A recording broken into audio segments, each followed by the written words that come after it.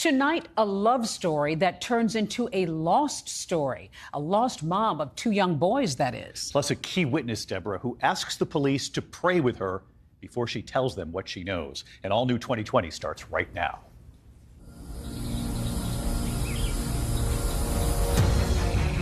She was a wonderful mother. She loved her boys more than anything, more than her own life. A young woman who is a parent suddenly had disappeared. Was there anything suspicious in the car? And we saw in the back seat there were car seats, for the two boys. But to disappear without them, that wasn't possible. That was not Laura. She drops off the map. This wasn't going to be just a normal missing person. Oh, baby, don't go. Oh, baby, don't leave me. He knew how to charm a lady and charm the crowd alike. Oh, I don't want to leave you lonely. And then it wasn't too much longer later that Amanda came into the picture. What did Grant tell your mom about Laura? That she was crazy, she was mentally unstable. He lied. And here was a document that said she sold her kids for $25,000. And they were like, well, Laura's missing. And I was like, wait a freaking second. Are you sure? What are you thinking at this point? Something is really wrong.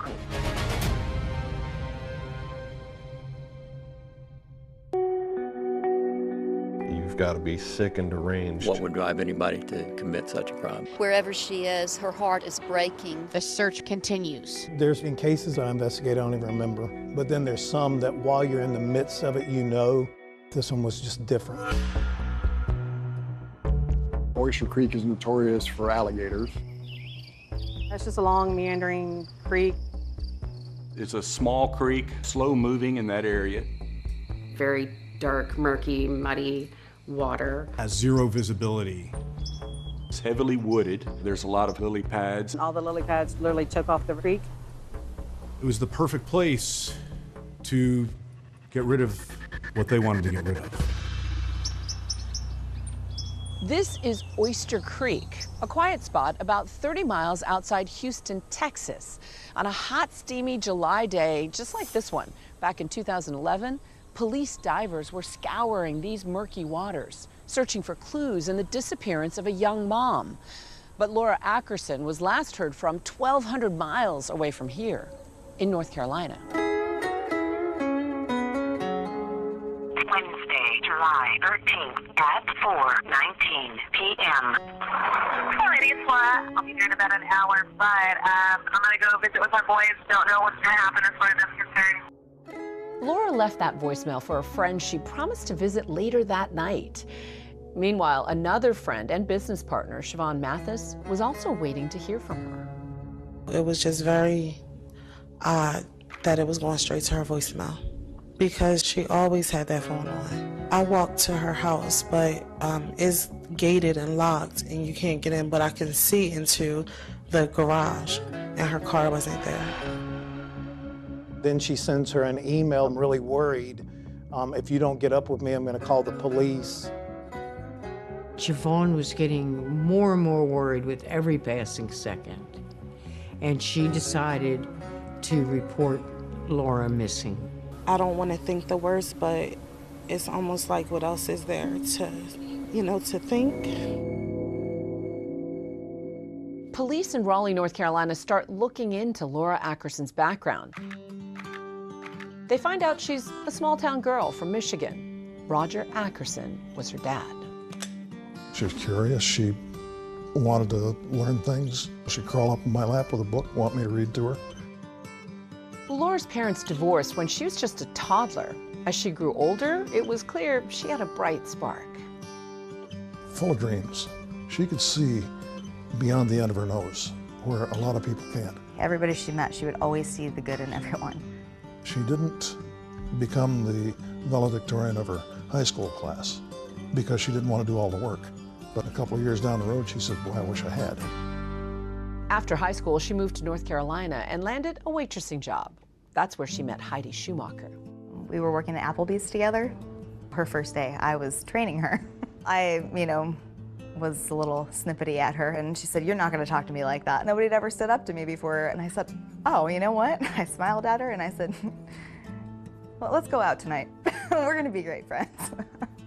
And then, when Laura turned 23, she had an announcement to make. And she was like, "Oh my gosh, I have a surprise for you." And I said, "Okay, well, happy birthday," because it was on her birthday. And I was like, "Okay, what is the surprise?" She's like, "Okay, it's a guy." And I said, "Oh, all right, surprise, it's a guy." So tripping tired, shoes on the floor, food in the pan, what makes a man? Grant Hayes was a aspiring musical artist. Show me a woman, I'll show you a man. He was known to Raleigh area. Talk to her sweetly, tell her no lie.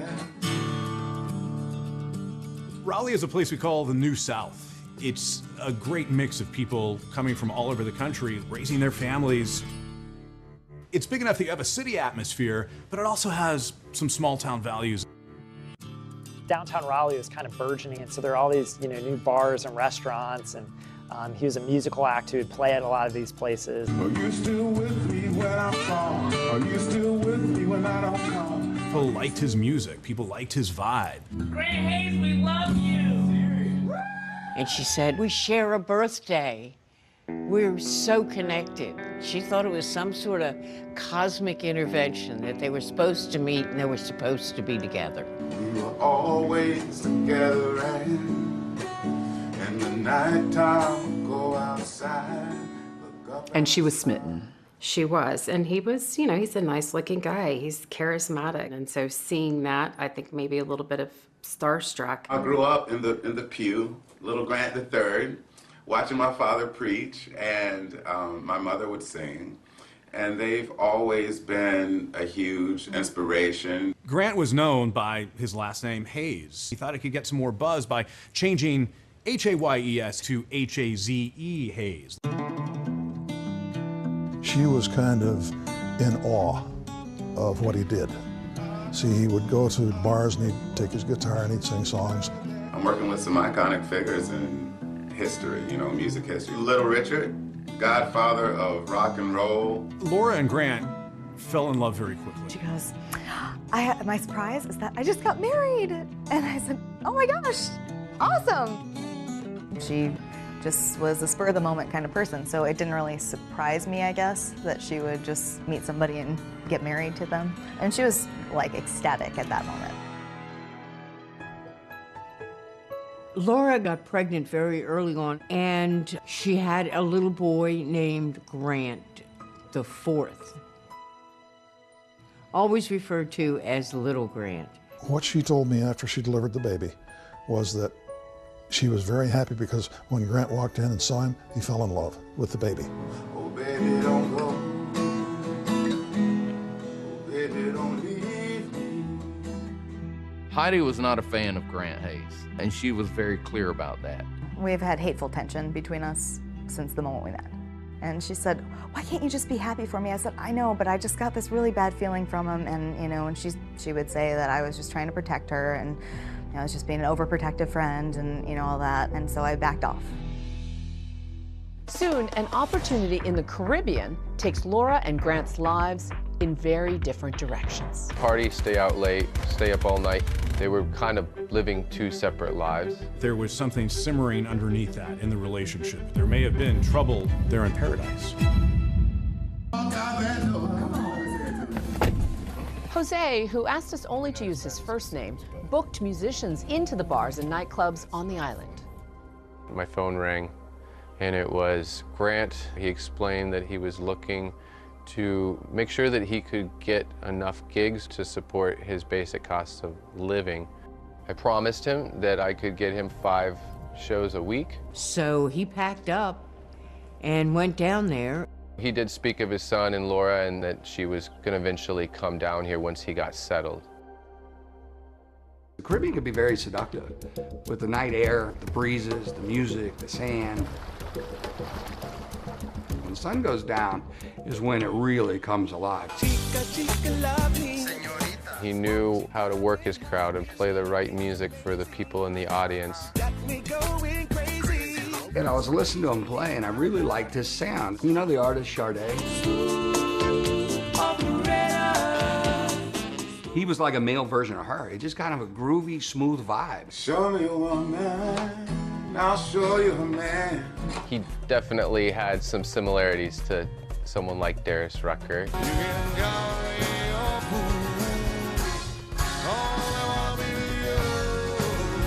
I want to love, and I want to give you more. I owned a bar on the island of St. John. How I first encountered Grant Hayes, he was playing, I believe it was at the Parrot Club. He was taking a break. He says, man, I really dig your sound. I'll bring some people from my bar down. And he says, really? From your bar? Well, yeah. You go, but they won't be spending money with you if they're not at your bar. I don't care. We'll have a good time. Are you still with me when I fall? Are you still with me? He was just waiting for that one guy to come in that's on vacation that might be with a record company. To actually identify and recognize that this guy has talent and let's make him an offer. Man down. But for now, he had to make do with paychecks of $150 to $200 per gig. It looked from the outside looking in that Laura and Grant had a great relationship. No one really knew the trouble brewing. He was very possessive. It was like he owned her. Grant didn't want her to have a relationship with her brother. He did not want any close relationships except for the one with him. Well, she had pretty effectively been isolated from everyone else in her life. I mean, he would take her self-esteem and just crush it into the ground. I, got to the door and she answered and she had a bloody nose and a, almost black eye already. I tried to get her to go to the hospital or file a police report or anything. No, he won't do it again. It's okay, it's gonna be okay. I'm not gonna press charges, it's fine. She's an optimist. She thought, well, he may change eventually. Always looking for the better side of him. Grant denied ever hitting Laura. Now she's planning to join him on St. John. But then she says she receives a stark warning from family and friends. I told her, don't go back. You don't need to go back to that. She really realized, man, I have to leave him. And I said, okay. And then we had a plan for her to leave, and she had gotten sick like 3 or 4 mornings in a row. And she was pregnant. I said, you can still leave, you can still go. And she said, no, I have to tell him it's the right thing to do. It would have been easy, just stay here. But instead she went back. She was gonna do whatever it took to make that family work. She went down to St. John to start over, and she had told me that he said, oh, when you come down here, it's gonna be great. Now reunited on the island of St. John, Laura gives birth to their second son in August of 2009. They name him Gentle. And then you have Gentle, because now in my maturity, I'm understanding what real masculinity is, and it's gentle. She was a wonderful mother. She loved her boys more than anything, more than her own life.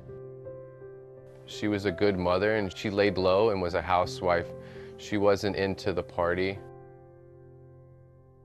They were kind of living 2 separate lives, and that's one of the reasons why he would hang out at my house, just so that he could do what he wanted and be himself, because he couldn't do that at home. Party, stay out late, stay up all night. I never saw him walk over and kiss her on the cheek or any of that. There wasn't that kind of in-person tenderness between them that I ever saw. The little baby, Gentle, needed some medical attention and thought that here in North Carolina would be a better place to get him the medical care he needed. So she made plans to move back to take care of her boy. Laura had left the island and he was kind of on his own. That wasn't really good for him, because then he could just really do whatever he wanted. He knew how to charm a lady and charm the crowd alike. So it wasn't hard for him to have a group of ladies to chat with after he stopped playing, and he had no problem getting them to blush and getting a phone number. And sure enough, another woman soon makes waves in Grant's island life. Amanda, to me, was a striking woman. And Laura became concerned. and suspicious and had a huge surprise coming her way.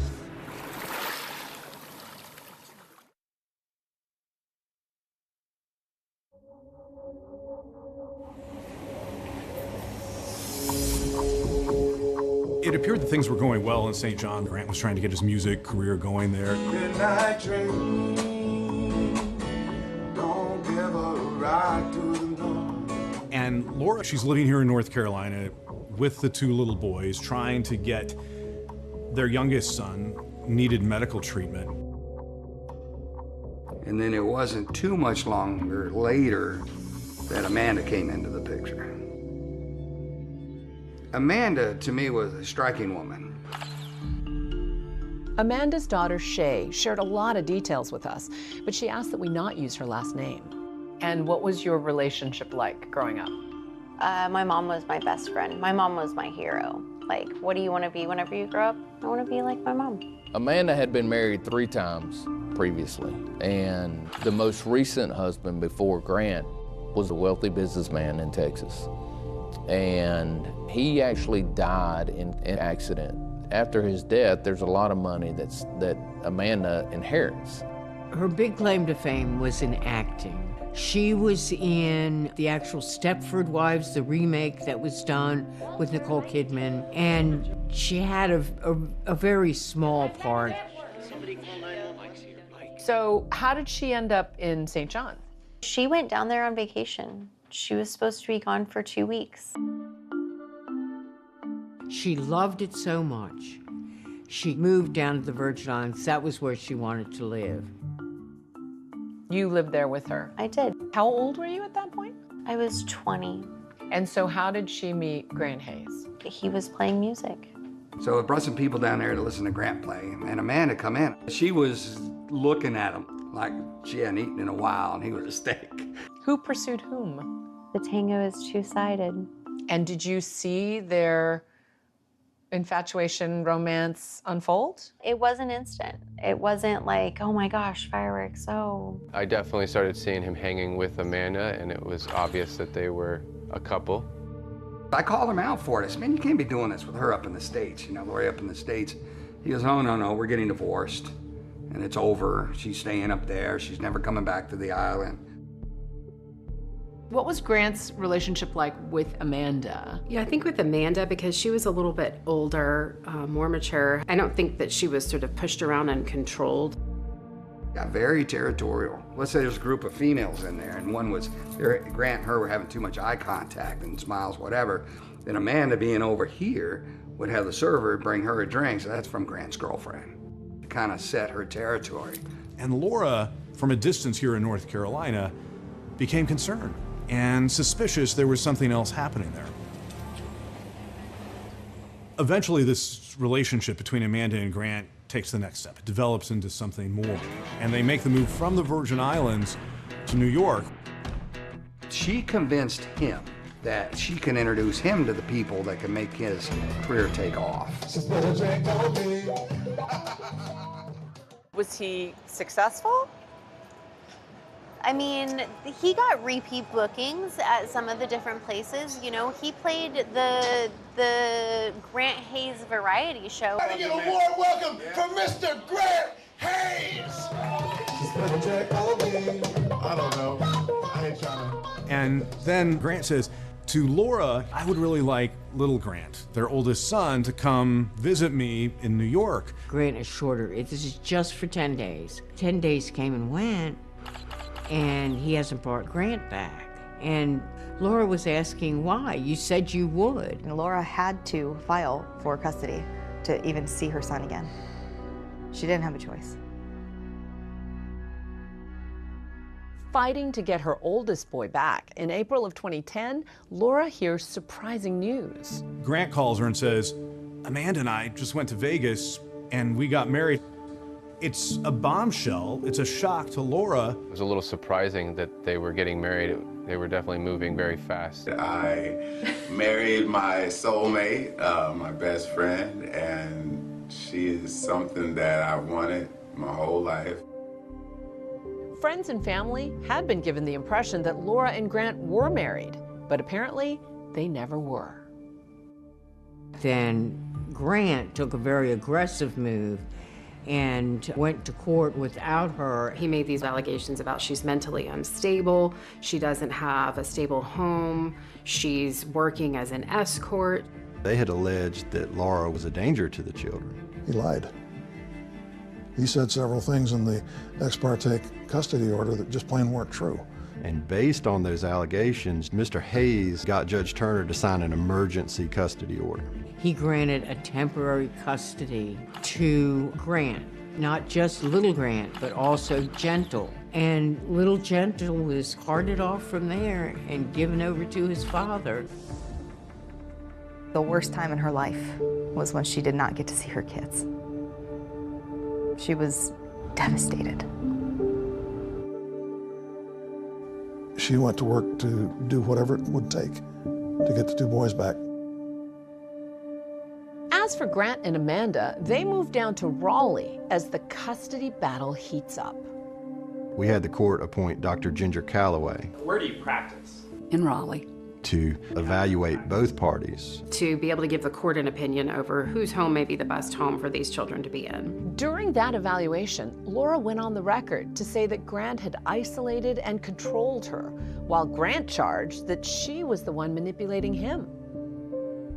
When the psychologist's report came in, the parts about Mr. Hayes referred to him having some, what the psychologist called, illogical and disturbed thinking. He rages angrily about Laura in front of the children. It is obvious they do not want Laura included in the children's lives.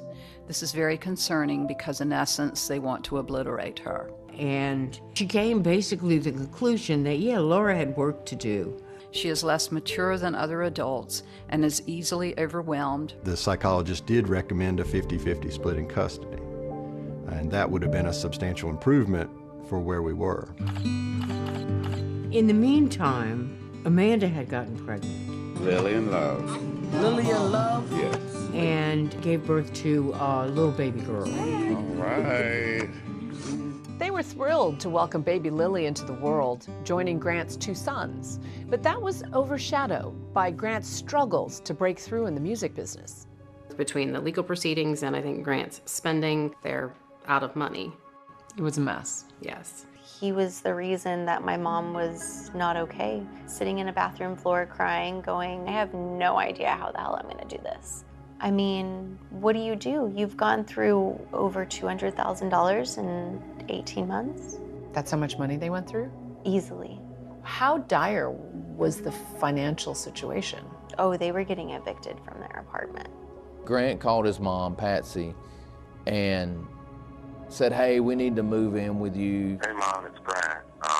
Me and Amanda and Lily are going to move in with you guys. I don't have the money for a storage building right now. If you could fund that to me, okay? All right, bye-bye. It's now July of 2011, and while Grant and Amanda sink, Laura's fortunes were finally rising.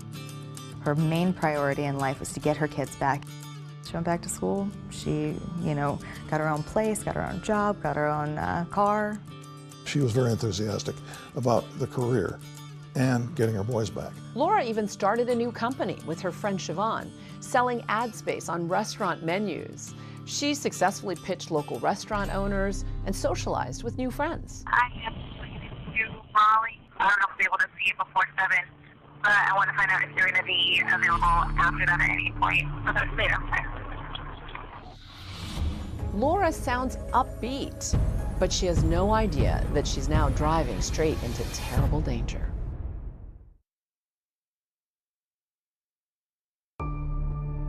It's July 2011. Laura Ackerson hasn't been heard from in days, and her friends are worried about the 27-year-old mother of two. They report her missing. ABC 11 Eyewitness News at 5:30 starts right now. So far, there's been no other signs of the missing woman. I'm not the only person that's worried about her. She's been missing for quite a while, but there's still hope. Ackerson apparently came to Raleigh last week on business. We got a description of Laura's vehicle, and we put a bolo out, be on the lookout for patrol officers just to see if they are able to locate the vehicle. That night, by 11 o'clock that night, our patrol guys had found the car. So where was it? Right over here, if you see this black color SUV, it's right there in that same parking space is where it was.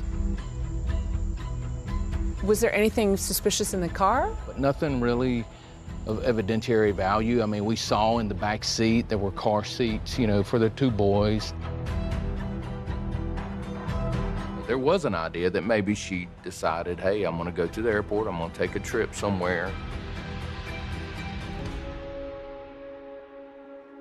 If she had disappeared with her boys, that would not have been an overwhelming surprise.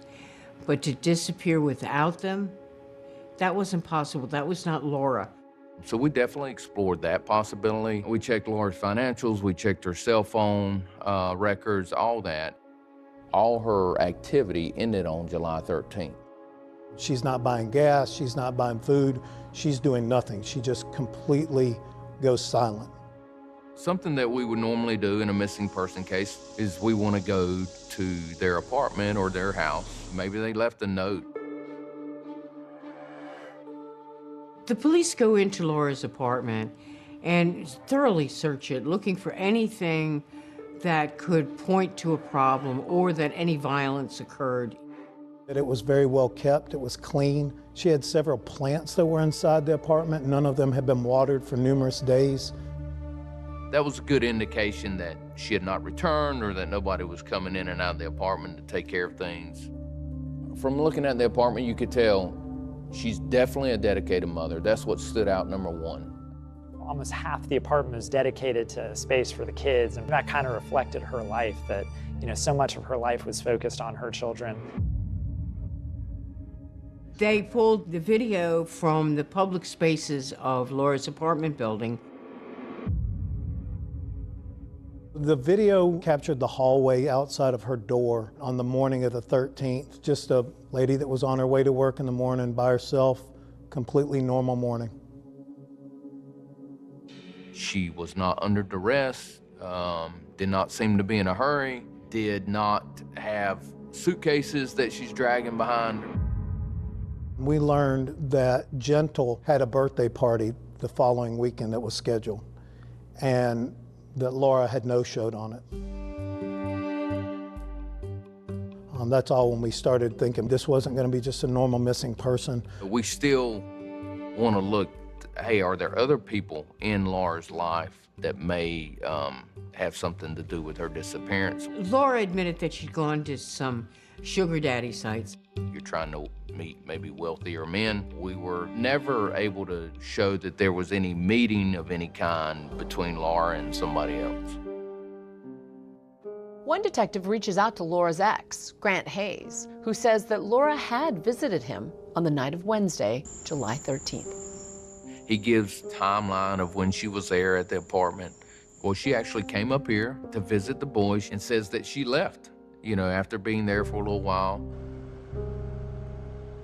Grant Hayes also tells investigators that 2 days after visiting his apartment, Laura was supposed to meet him at the local Sheetz gas station for their scheduled custody exchange. He shows up to the scheduled Friday 5 o'clock time. He has the boys with him. They would come in the store to use the restroom. Grant goes in to buy a pack of cigarettes, but essentially they're waiting in the parking lot. And waits for over an hour for Laura to arrive, and she never arrives. He was sending out very angry email messages and text messages to Laura. You're late again. Where are you? And first at 5:30 tonight, we have new details and new updates on the big stories happening now. I'm Steve Daniels. I anchor the evening news covering Raleigh. This was a really compelling case. Our viewers were watching this every step of the way. She was to meet them and their father in Wilson that afternoon, according to the children's grandmother. She didn't show up at 5, and so he was there until 5, and he called me at 6:30 and said she had not shown up yet. It's distressing, and I just hope it all comes to an end quickly and that she's all right. It's not like her to do something like this, especially to not pick up her kids.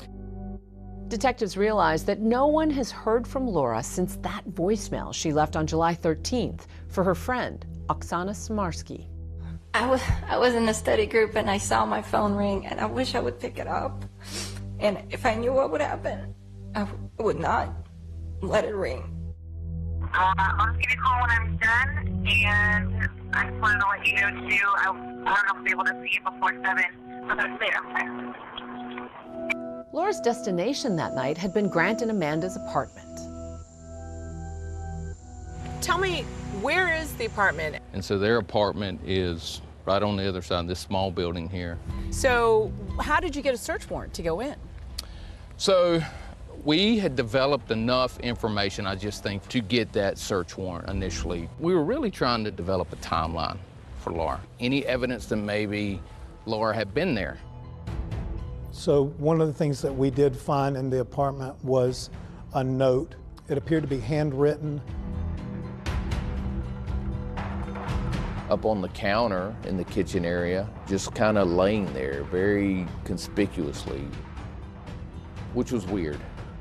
And what that note said was that Laura Ackerson, in exchange for receiving $25,000, would give up custody of her children.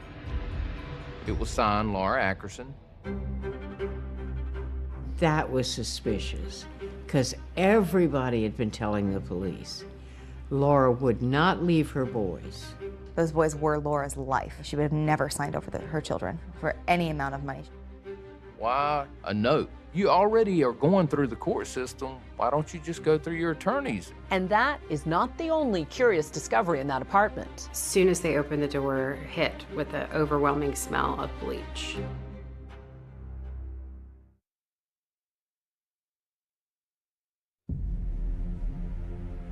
It's been a week since Laura Ackerson's disappearance, and investigators are now searching the apartment of her ex, Grant Hayes. Police were here yesterday asking a lot of questions. It's a 3-bedroom apartment. There's a small kitchen area.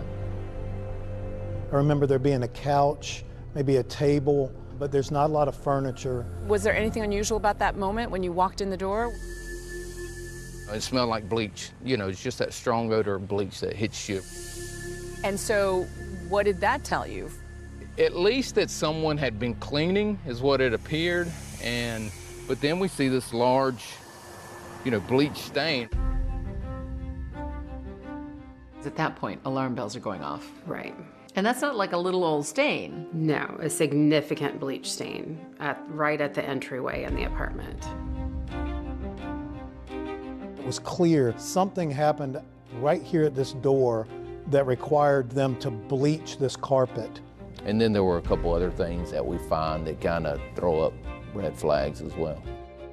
The bathroom, which before July 13th had been the place where the little boys went to brush their teeth, take their baths, play in the bathtub. Suddenly, there was nothing in that room.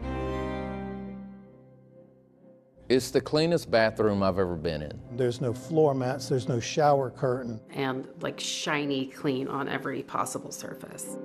And what does that point to? That something has taken place inside this bathroom that required cleaning. And I think it really stuck out too because the rest of the home, it wasn't super dirty, but it was not clean to the level that that bathroom was clean. Clearly, something happened in that bathroom. We did everything that you could do to a bathroom. We tore it apart. We ripped up the floor. We took out the plumbing and did everything that you could do forensically at that time. We even went to the apartment below, came up through the ceiling to get the plumbing, and nothing. There was nothing. There was no blood. Laura's body was not there. Nothing broken to indicate a struggle. So we still are kind of on the fence of what do we have here? So investigators now have a lot more questions for Grant and Amanda. But first, they have to find them. Detective Falk had learned that Amanda had a daughter. Her name was Shay. And Detective Falk conducted an interview with her. The police show up at your door. What was that like? Terrifying. I've never had a speeding ticket before. I've never been in trouble before. And so what did you tell them? Well, they wanted to know where my mom was. And I was like, what do you mean, where is my mom? And I was like, what is this about? And they were like, well, Laura's missing. And I was like, wait a freaking second. You guys need to find my mom. And I need you to find out where the babies are because they are probably not okay. Where Shay tells us my mom and Grant, they took off and they went down to Texas. Grant and Amanda were loading the kids up and making a trip to Texas to visit Amanda's sister, Karen Berry. She was gonna go visit my aunt because my grandmother had just died and she hadn't seen her sister in years. And I told my mom, I was like, I wanna go with you. And she told me no. Amanda's daughter, Shay, tells police Grant rented a U-Haul trailer at this location on July 16th. That's 3 days after Laura went missing. Now what investigators want to know is why. So after finding that, I requested surveillance video from U-Haul here in Raleigh. Why'd they rent a U-Haul trailer? Well, according to Shay, there's this kind of antique hutch that she was going to give to my aunt. At this point, Grant and Amanda were downsizing their belongings as they were getting ready to move. I guess that Grant was like, take it to your sister's, it'll be safe there. Did that sound odd to you? I mean, we've had this piece of furniture for like 20 years. Why are you worried about where it's gonna be now? But whatever. Grant makes a comment when he goes to get the U-Haul trailer that he's going on a fishing trip with his son. The police wanted to know where Grant was, and so they checked his cell phone pings and found out that he was in Texas. One of the first pings that we get on Amanda's cell phone is her sister Karen Berry's house. The court ordered that they were not allowed to take Grant and Gentle out of the state of North Carolina until the whole custody situation is resolved. It was definitely significant to us that he was willing to take the risk and go to Texas with these boys, knowing that if that was found out, that would be a problem for him. Pretty immediately, we make a decision, hey, we've got to go to Texas. This is literally a 20-hour drive on a hunch that we could find evidence out there. So Skinner Lane is in the middle of nowhere. 2 deputies, myself, drove to Karen Berry's house cold. She didn't know we were coming. We told her that basically we wanted to talk to her about Grant and Amanda. She told us that she was expecting us. She was very, very nervous. She cried a lot, and she said, before I answer any more questions, do you mind if I pray? And it means there's something big that you're about to tell us. And as a homicide detective, anytime somebody wants to pray, you let them pray.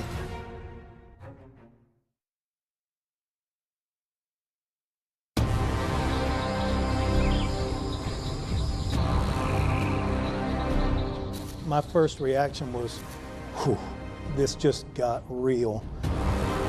It was the lead story on the news night after night after night.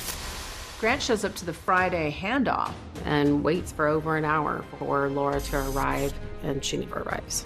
I can't imagine being under that Texas sun trying to find the woman's body. It was just a grotesque thing to have to do. And you would have to dive through murky water like this? It's not a swimming hole. It's not a place where people go paddling in. This is just sort of a wasteland. You found a manual for the power saw. What went through your mind? No one does construction work in this house. I'm just buying a saw at 2 o'clock in the morning. How the hell did we get here? As soon as prosecutors hear this song, they're like, wow. It was a song. Not real life. Until it is real life.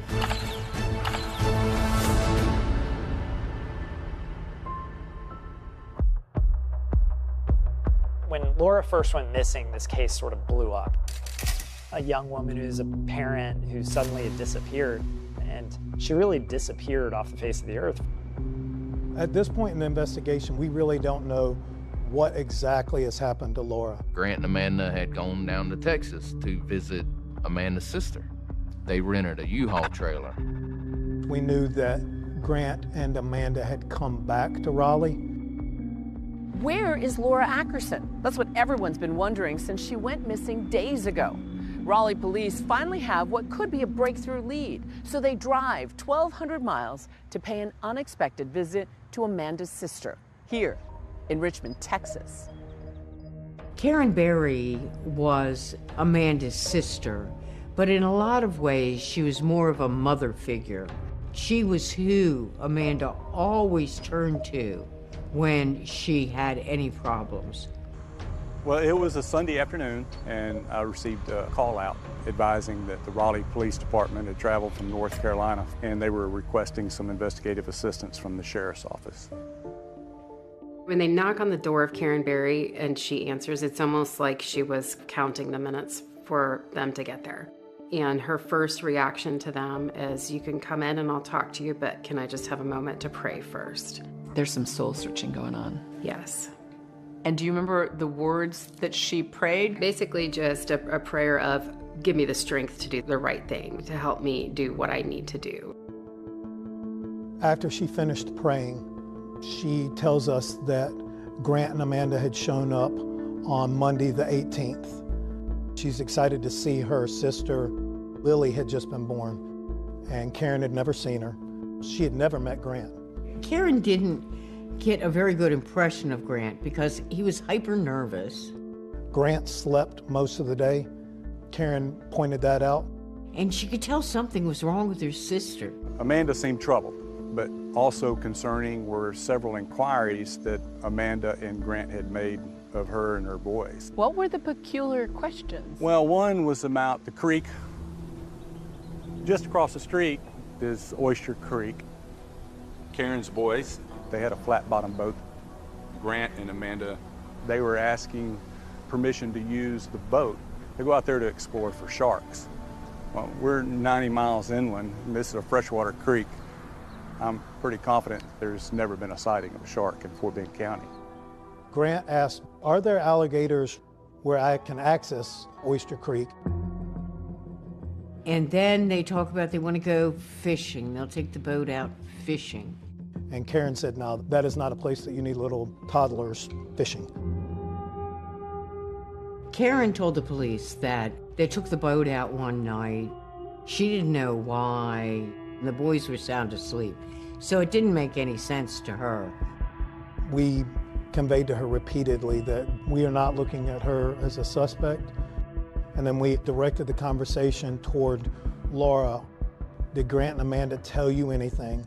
She clearly conveyed to me that Laura and Amanda did not get along.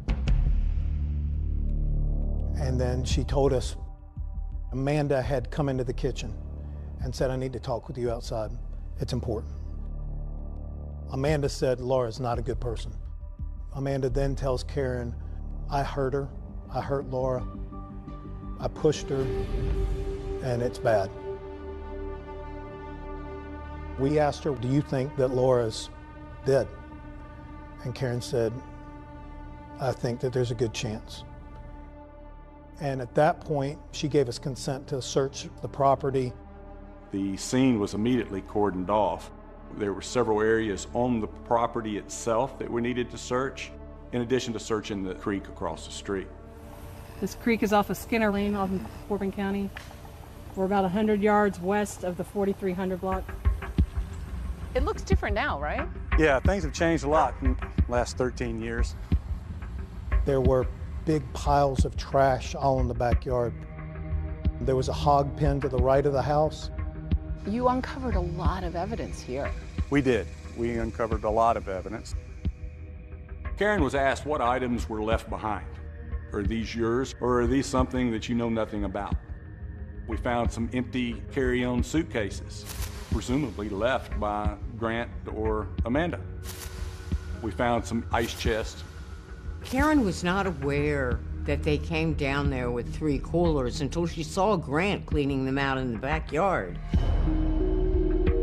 If these were ice chests that were needed for their long journey to Texas from Raleigh, why weren't they needed during the long journey back? Fort Bend police call in crime scene investigator Officer Kim Oreskovich.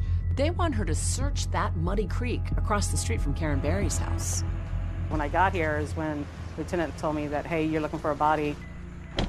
And so what was going through your mind? I was like, no, we're not going to find it. If there was dumped here in the creek, normally the current would take it out.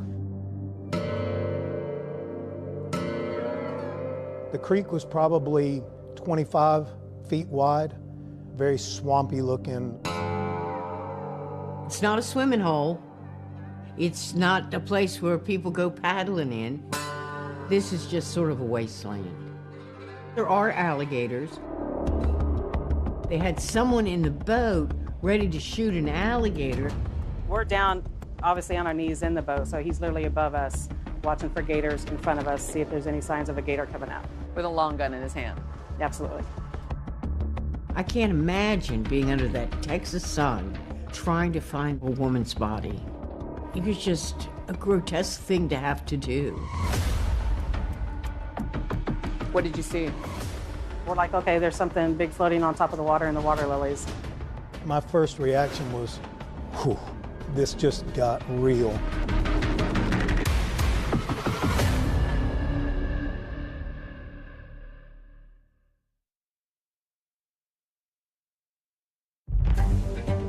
From the water to the riverbed, the search for Laura Ackerson continues. Laura's body believed to be dumped here in Texas. It was a hot July day when you went out on the boat. Yes. What did you see? We found something big floating on top of the water and the water lilies. And it was just white and pinkish. When we got up close to it, you could see that it's one half of a torso. When they said, oh, you're looking for a body, I wasn't expecting dismembered body, so that was a shock to your system.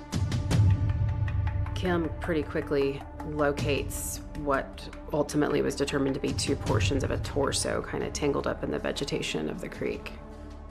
And that kind of confirmed to everybody here, now this is a homicide. Once those dismembered body parts were found floating near the surface of Oyster Creek, Houston dive teams were called in. They had to search now beneath the surface of these murky, alligator-filled waters, looking for more remains. They need to know, is it really Laura? It's becoming important to find things like the hands or the feet or the head that can help with identifying the body. Mark Thorson and Brian Davis of the Houston Police Dive Team still remember being on scene that awful day. What kind of dives do you normally do on this unit? And we pretty much go get anything out of the water. Vehicles, guns, bodies. And what's visibility like underwater? Most of our dives on the dive team, we do not have visibility. You're basically just fanning your hand out or your arm out in front of you. You want to feel it before you run over it. The first 2 hours, we searched underwater. We didn't come up with anything, so we had to change our tactic, and that's when we decided to go on our tiptoes and go through the lily pads. And you would have to dive through murky water like this? Yes. This is what we were facing. When you're in the middle of it, it just closes in back on. It closes in on you, and it's difficult searching, or it's hard searching for what we're looking for. We started seeing sheen and smelling. If you've ever smelled a decomposing body, you know that odor, and you're not going to forget it. We're moving the lilies, and the scent would get stronger, or it would get weaker.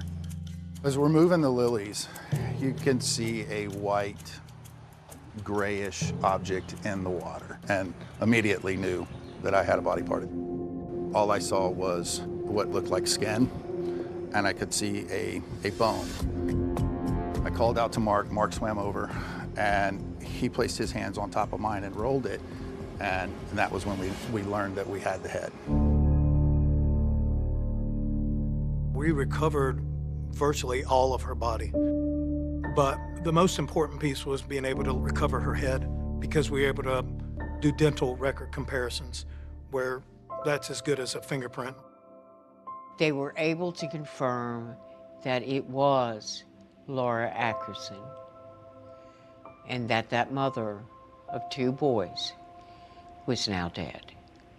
And they knew they had found Laura in the Texas creek.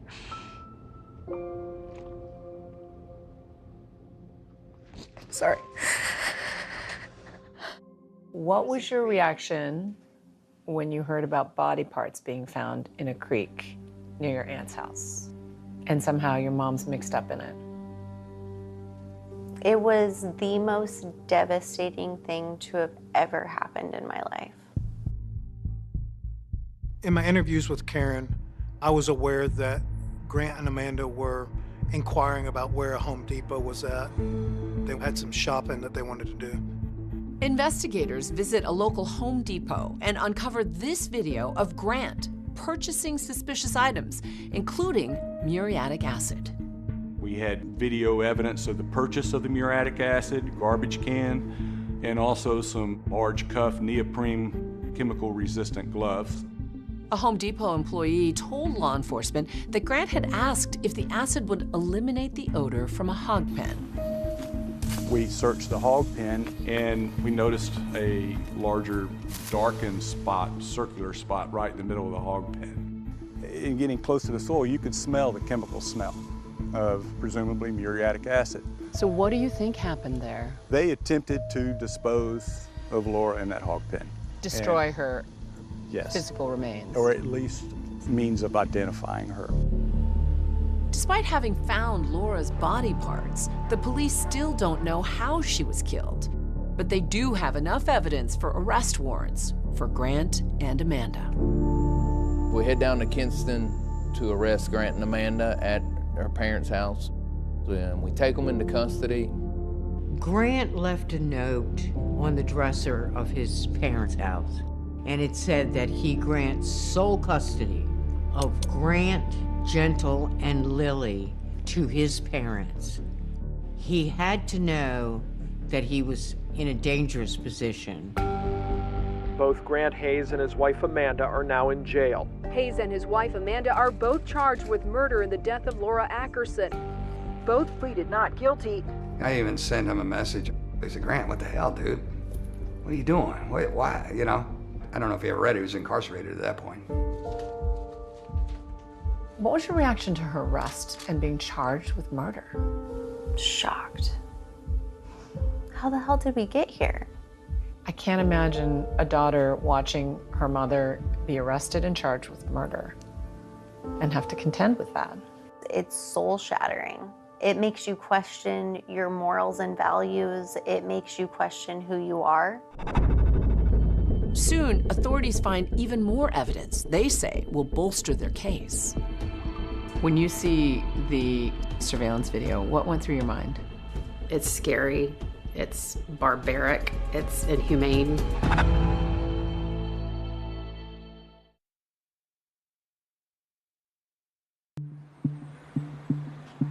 Soon after their arrest, Grant and Amanda are led into the courtroom.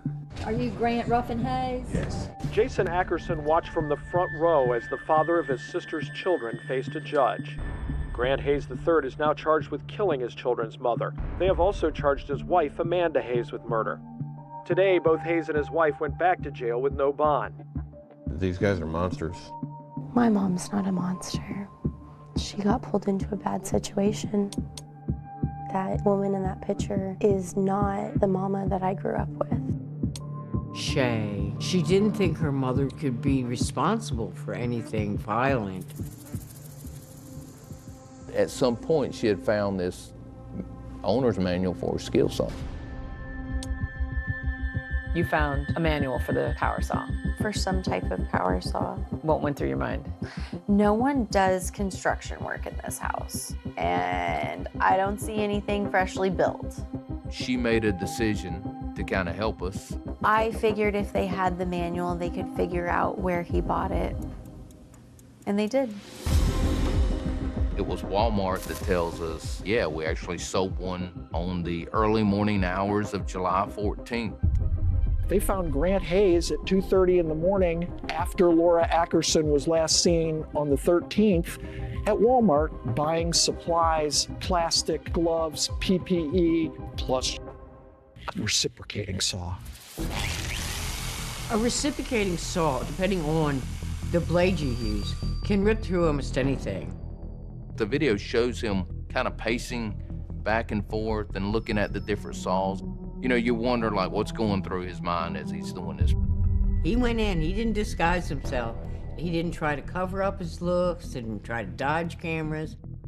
He's very cool and calm and collected, knowing that he's got a dead body at home. I'm just buying a saw at 2 o'clock in the morning.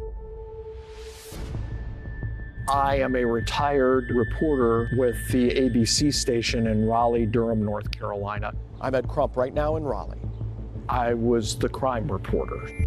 Early in pretrial motions, we started learning that the defense strategy for Amanda appeared to be to blame Grant. And for Grant, it appeared to be to blame Amanda. They both throw each other under the bus. They absolutely do. They both blame each other. It's like a murderous he said, she said. For sure. And it makes sense, right? If you're looking at it from a defense standpoint, for either one of them, you need to blame it on somebody else. Once it became clear from defense motions that one defendant was going to blame the other, the judge said if we do them separately, they both get a fair trial. Finally, 2 years after the murder of Laura Ackerson, Grant's trial begins. I was an assistant district attorney, and I prosecuted Grant and Amanda Hayes.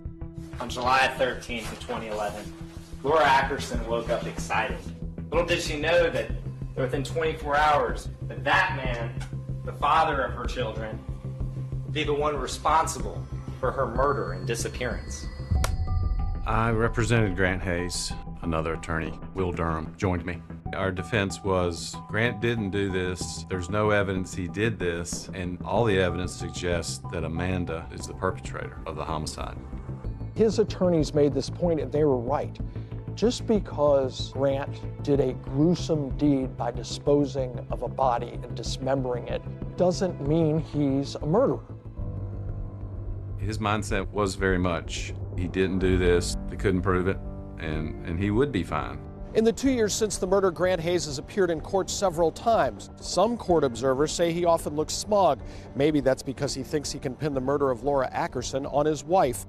What was Grant's demeanor like during the trial? Disgusting. He was so nonchalant. He had no problem. He was going to beat this. District Attorney may call your witness. The way the prosecution decides to begin their case is to paint a portrait of Laura Ackerson. To do that, they bring in the people who know her best. Laura loved her children more than anything, and it showed in every action that she took.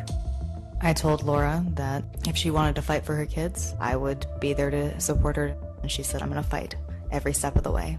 Would you state your name, please? Siobhan Nicole Mathis. Her main priority was to get her children back before anything else. Even when she was working, she would drop whatever she had to do for her kids. As we watched this case unfold, it was so striking to see the extraordinary lengths Grant and Amanda went to try to cover up their crime, but they left a very clear trail behind them. Describe the range of evidence you had to deal with. The defendant went out and tried to find the best saw blade and the best plastic sheeting and acid. We're able to use these saw blades and had a scientist from NC State compare the saw marks in Laura's body. You can see how the blades actually match up. These coolers really were evidence of the deliberation and thoughtfulness that the defendant had after the murder. Could you unfold that and display that for the jury? Has some sort of bleached discoloration. Electrical tape that was purchased. Despite this mound of evidence, we don't actually know how she was murdered. Sure, there's 3 adults in the apartment when this happened, and 2 of them are charged with first-degree murder, and 1 person's dead. It was kind of hard to prove exactly what had transpired. I didn't have enough information with the parts that we received to determine the exact cause of death. What was your opinion as to the cause of death? I called it undetermined homicidal violence. The defense lawyers are telling that jury, look, there's no murder weapon. There's no exact cause of death. You can't find this guy guilty. The issue is who killed Laura and what happened and why. And the state really didn't have any direct evidence. This made the defense feel like there was a chink in the armor and that they had a way to get in. But soon, prosecutors would try to use Grant's own words against him. I got 2 kids by you. I can't take any more from you. As soon as prosecutors hear this song, they're like, wow.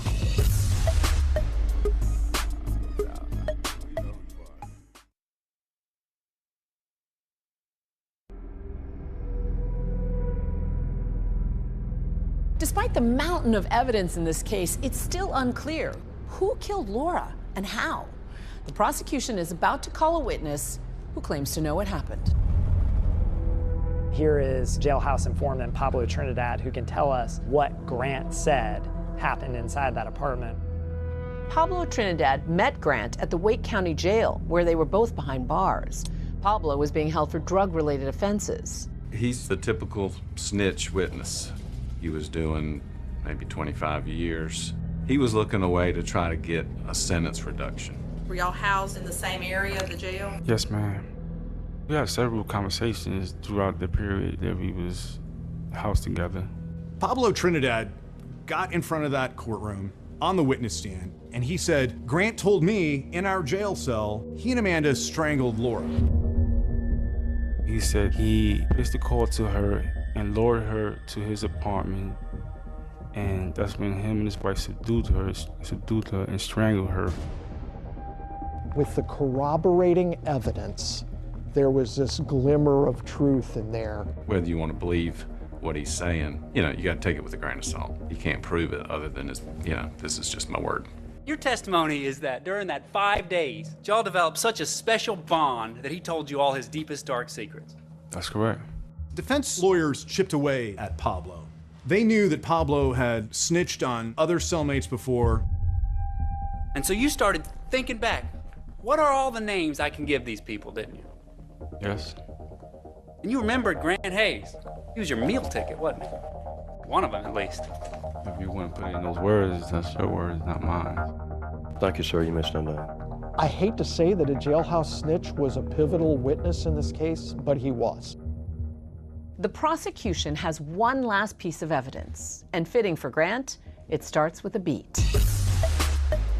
Shay actually brought to our attention. She knew about this song that Grant had previously recorded. It was called Broomstick Rider. Broomstick Rider, just happened to be my baby's mama. Don't tell it to me. The lyrics of it told what his desire to do to Laura was. I put a price tag on your head. That's right. You must have told your attorney I got intentions on killing you. What? The sort of might stop me, my bullets to get you. He wrote this song with Laura in mind. His attorney called it a parody. The state at this time would seek to publish a song that was recovered off of the defendant's iPod. The defense objected to the song, saying it wasn't relevant, but the judge overruled and allowed it in. Broomstick Rider, just happened to be my baby's mama. We both kind of peer over and see the defendant bobbing his head and sort of rocking out to the song about killing the person that he was on trial for killing, which was sort of a staggering event. It was a song. It was a song. Not real life. Until it is real life. And it messes up your entire existence. It messes up who you think you are at your core. Can we take a second?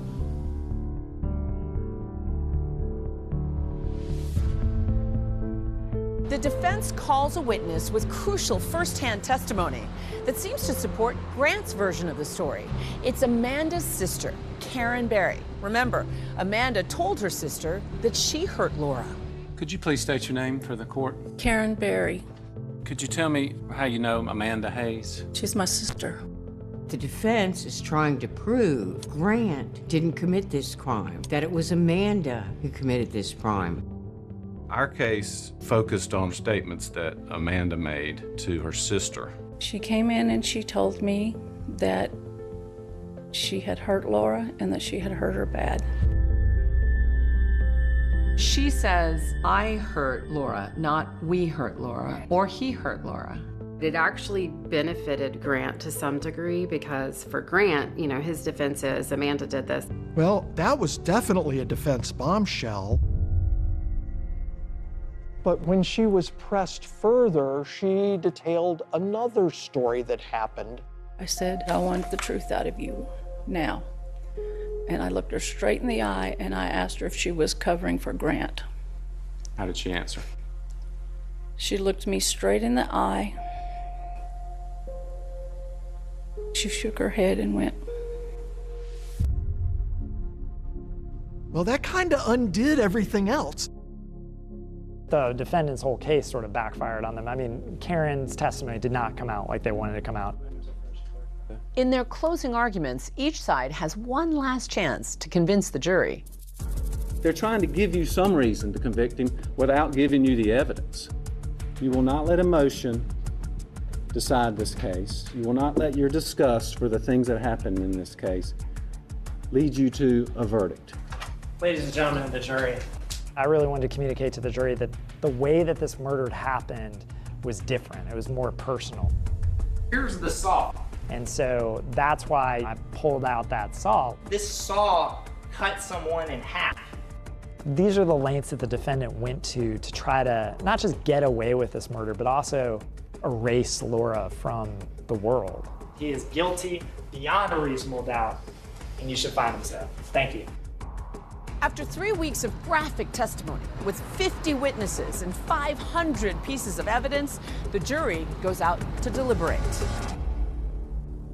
Within 2 hours, they're back with a verdict. We, the jury, by unanimous verdict, find the defendant, Grant Ruffin Hayes III, to be guilty of murder in the first degree.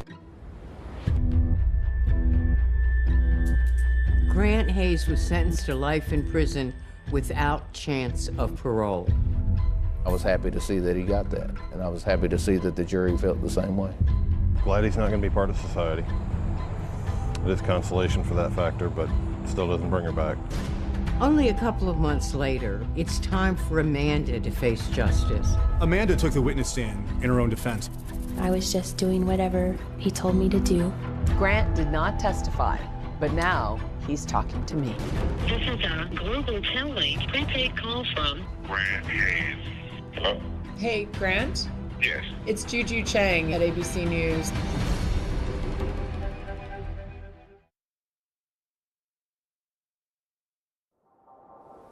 This is a global Tellink prepaid call from Grant Hayes. After Grant's trial and conviction, many questions remain unanswered, like what happened in that apartment. So we arranged to speak with him from prison. But his claims about how Laura died doesn't really add up. Grant, can you hear me? It's Juju Chang at ABC News. Thanks so much for calling. Thank you for picking up. So let me ask you this. People have described you as very charming, but also manipulative and even scary.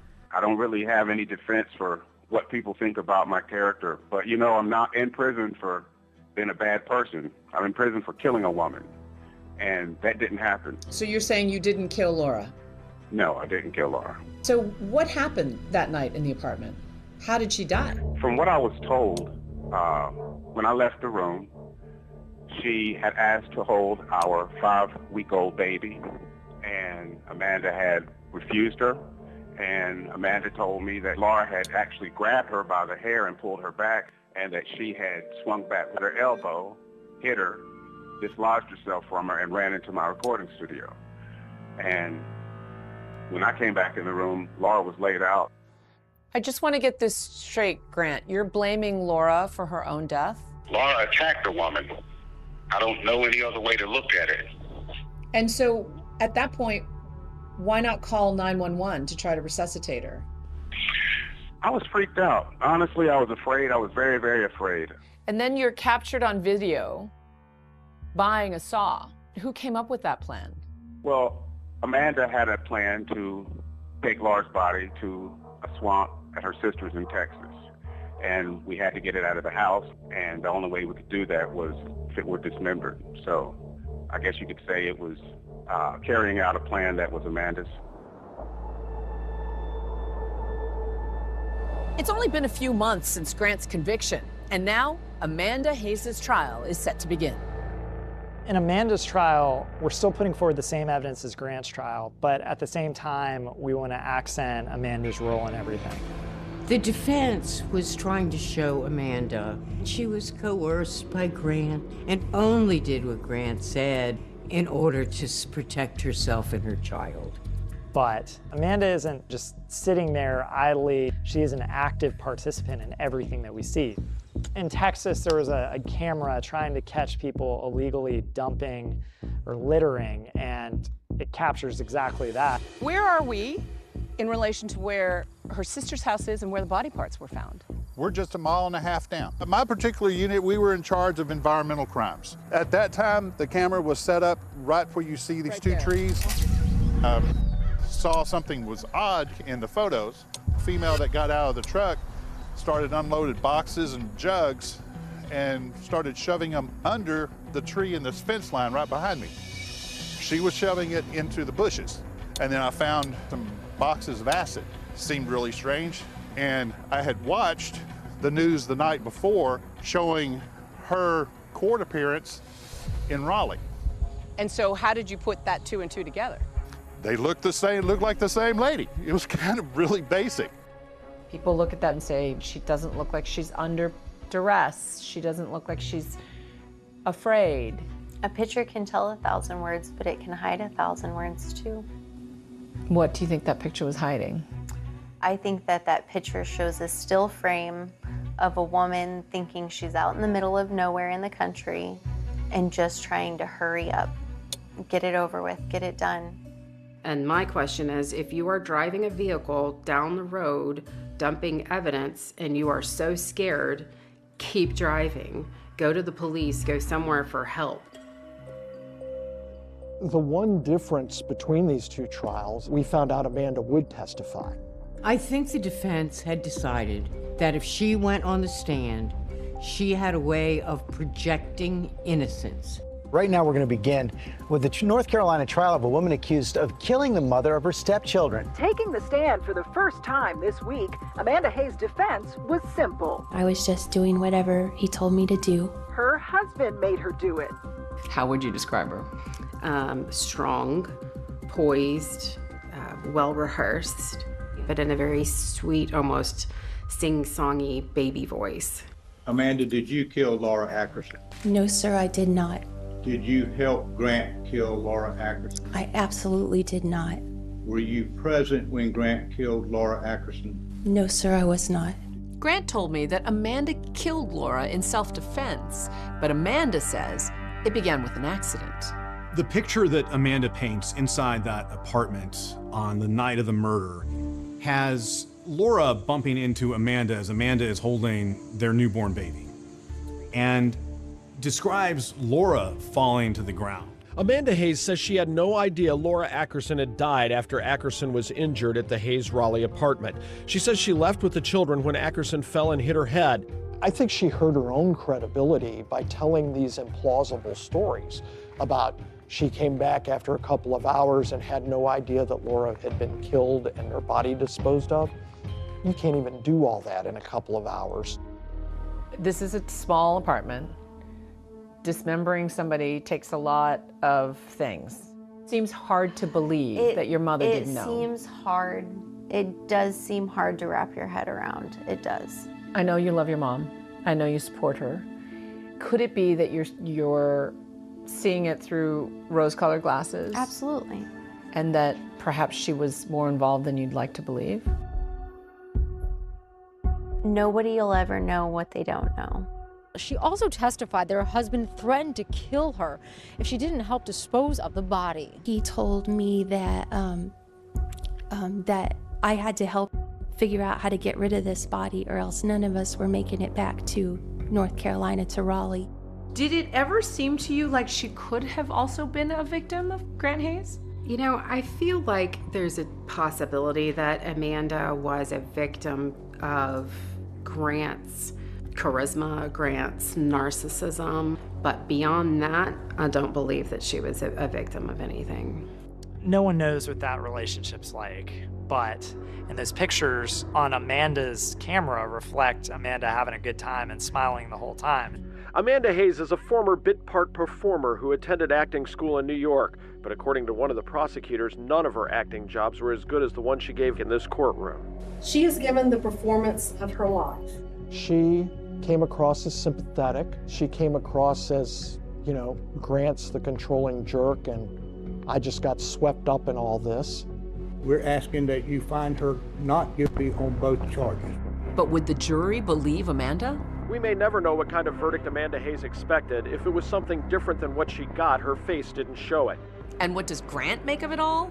Laura's death killed me. You're saying essentially that you're the victim in all of this.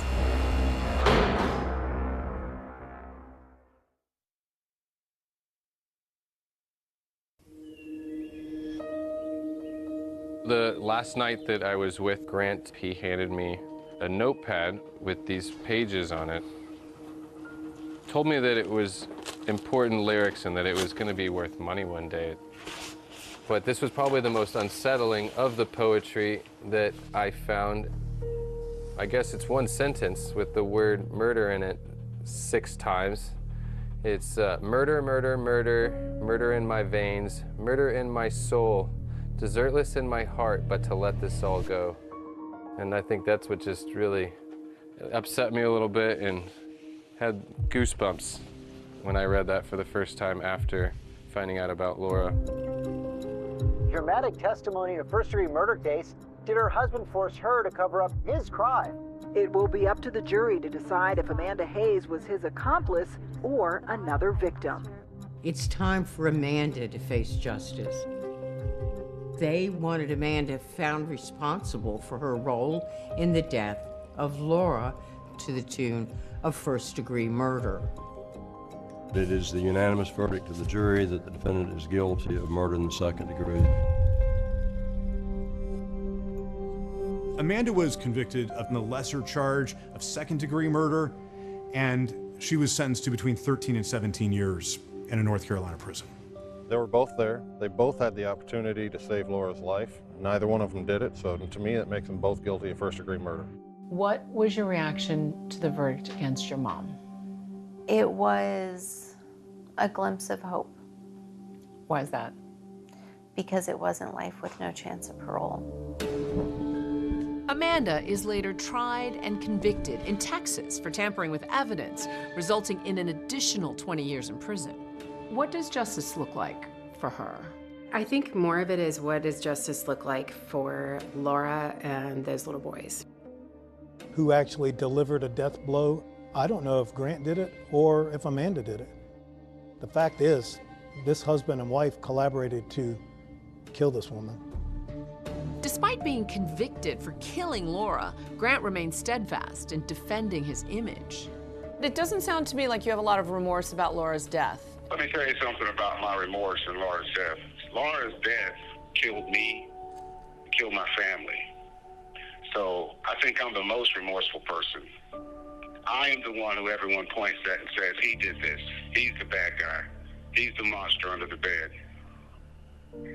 It's just not true.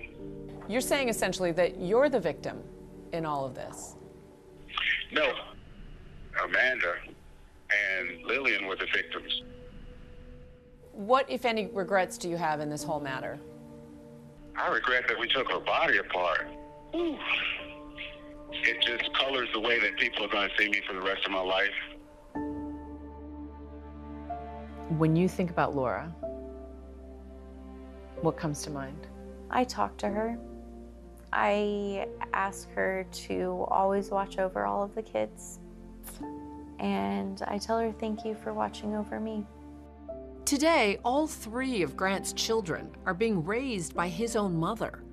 The kids have no contact with Grant or Amanda. Those boys were Laura's life. She was doing everything to have a better life for them. She was a wonderful mother. She loved her boys more than anything, more than her own life. Tonight, I go back home to Georgia to look into the death of a young wife. That Atlanta wife murdered as she opened her very own front door. An all-new 2020 starts right now.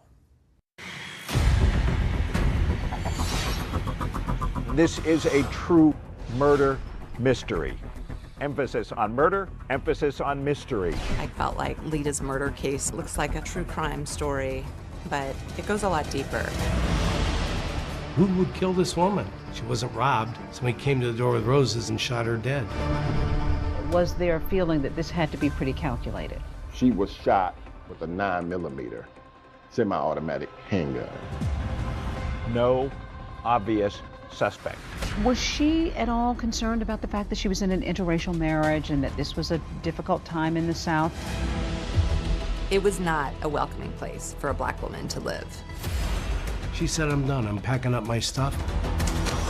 I want you to see the puzzle. When I put it together and I show it to you, you'll never forget it.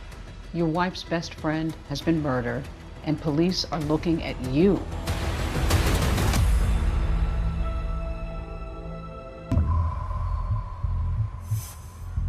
It's a chilly, drizzly winter Atlanta morning, and 35-year-old Lita McClinton is suddenly awakened. It's around 8:15 in the morning, and she heard the doorbell ring. And she tightens up her rope and goes downstairs to open the door. And I think she was probably not going to open it, but she looked through the keyhole and saw that the person had a box of flowers. There was a man standing at the door, holding a long white box of long stem roses that had a big, thick pink ribbon around it. So she receives the flowers, thinking that this is a delivery. She was really excited. She thought that it was a gift from one of her friends. In a sea of red brick townhouses, Lita's white one stands out. Her best friend Poppy and 3-year-old daughter have spent the night, and they are still in bed upstairs, just waking up. Poppy hears her say, "Good morning," to the man at the door. The flower delivery man produces a handgun. He fires a shot. She actually put the box of roses in front of her face. The second shot went right through the center of her head, and she fell with a large thud. Lita's friend Poppy was upstairs with her toddler. Right away, she grabbed her daughter and hid her into a closet and said, "You gotta be quiet, quiet as a mouse." She didn't know if the gunman was gonna come for her. Lita's neighbor hears the shots, then sees the guy running like a bat out of hell, just booking it out of the complex, and he calls 911. The first police officer is only a few blocks away, and he gets the call, shot. Lita's mother called her husband. When they went to the hospital, they were put in a separate... Vengeance, not murder. So when the shooting happened right here, neighbors were shocked and on edge. Sullivan was found in the doorway of her townhouse, shot twice in the head. It's pretty surprising that in this area, those kinds of things probably wouldn't happen. How did you learn that Lita had been killed? I ran to the TV because I heard Sullivan on Slayton Drive. Police say a box of roses was found near her body. The gunman apparently posed as a delivery man. And I said, oh my God, that's Lita. Detectives on the scene found a bullet fragment, 2 shell casings, and the box of roses. 2 gunshots from a 9mm penetrated the box. The weapon was never found. To this day, it's never been found. In this case, you had just a minor amount of evidence. At the time, it was the top story on the news, and law enforcement officers felt a great deal of pressure in order to bring Lita's killer to justice. For years, Lita's case was cold, buried underneath the weight of unanswered questions and fading memories. I'm Deb Miller-Landau, and I just wrote a book called A Devil Went Down to Georgia about the murder of Lita McClinton Sullivan. I covered this story for Atlanta Magazine back in 2004, and the more people I talked to, the more that I researched, the more I felt like I began to know Lita So talking about the day that she died feels personal. The case was also personal to Clint Rucker, the prosecutor. When I came to Atlanta to meet up with him, I learned that one of his passions is puzzles, working from the outside in, which also translates to solving homicides. Where do you begin? How do you start to connect? When I'm putting together a puzzle, not only in real life, but also a murder case, I make an assessment about what it is I'm working with. I start to identify pieces of the puzzle that are foundational. Lita's murder case looks like a true crime story, but it goes a lot deeper. It's a story about love and loss and greed. Lita had been reared in Atlanta's Black elite. You know, on the surface, she was living an Atlanta dream. A prosperous upbringing. A very prosperous upbringing. The expectations for her life were pretty high. Black women have had to be exceptional in order to be seen. And that was the case then, and I think it's still the case now. One thing seems certain, a murder of this kind is personal. Was there a feeling that this had to be pretty calculated? Police knew almost immediately Lita Sullivan was the intended victim. Who would kill this woman? She wasn't robbed. Somebody came to the door with roses and shot her dead.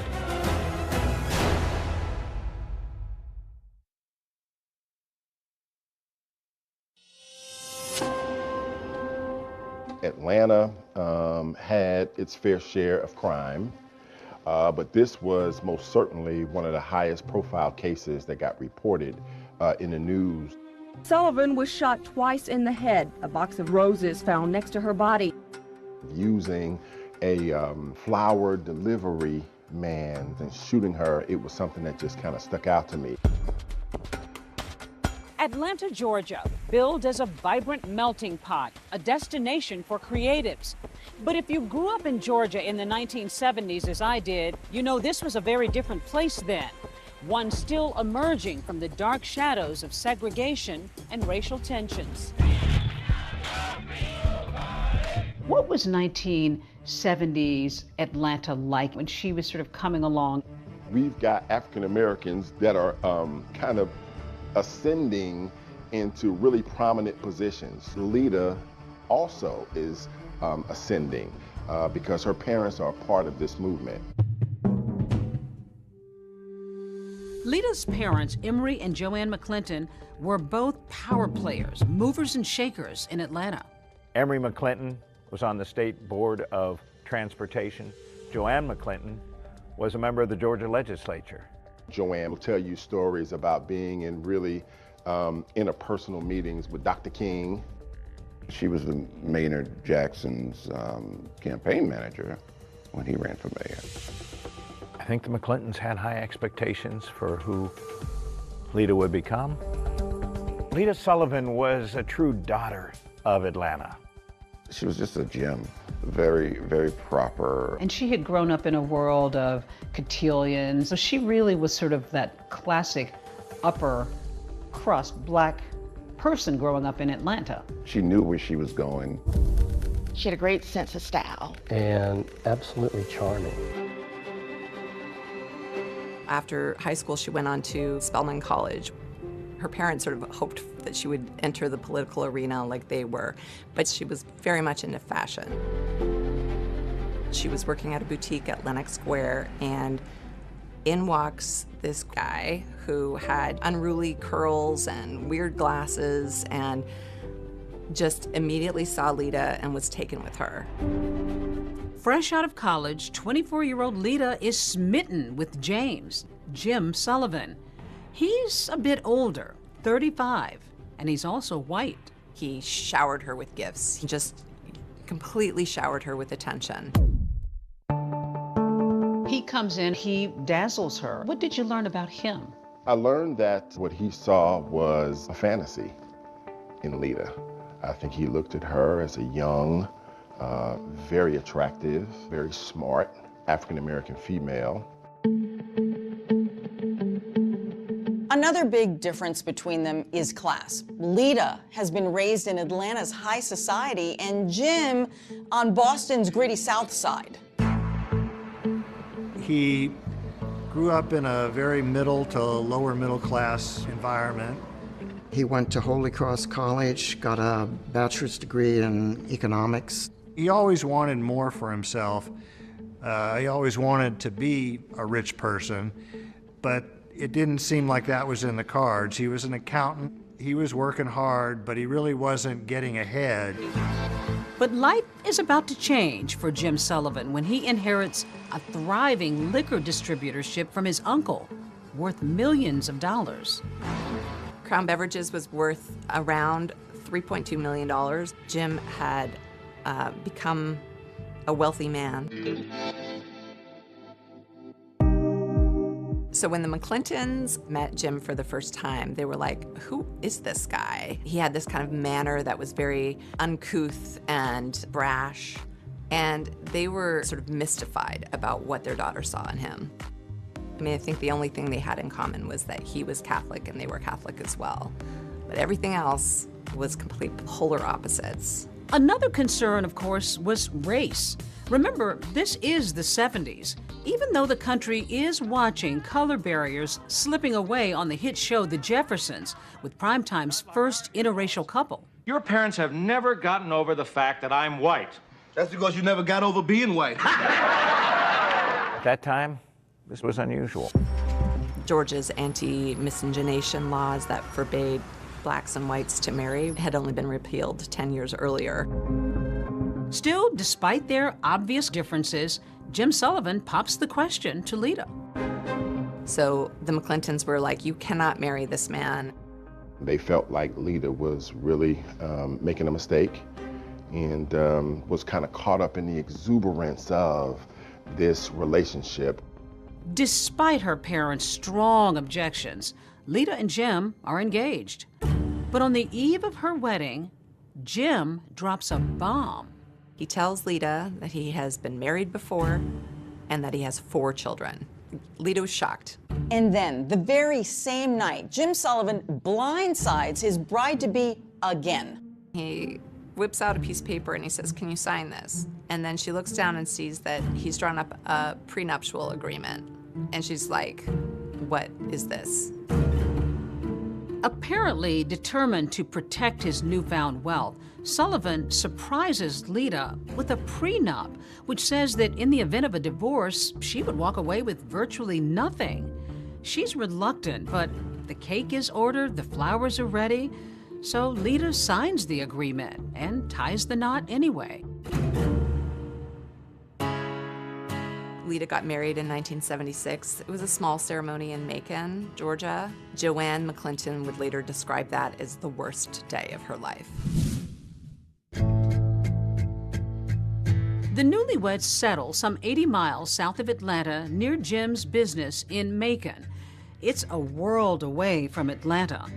But Lita agrees to give up her current job and her income and become full-time Mrs. Jim Sullivan. They bought a house in Shirley Hills, a very affluent, very white part of Macon. Joanne and Emery McClinton feared for their daughter. Being part of an interracial couple in Macon, Georgia in the 1970s would have been extraordinarily challenging. The neighbors were like, you have the gall to bring a black wife to Shirley Hills. People threw garbage on their doorstep. The out-and-out racism had to be tough for Lita. But she moves forward and makes some new connections and friends, including Yvette Miller. When Lita and Yvette occasionally go out to eat, she notices something a bit curious. We'd go out to lunch at a nice restaurant, and she couldn't pay the bill. And I would end up picking up the check. And they were a wealthy couple. They were very wealthy. Then one Christmas season, a card arrives in the mail addressed to Jim. Lita opens it, and what she discovers will make her question everything.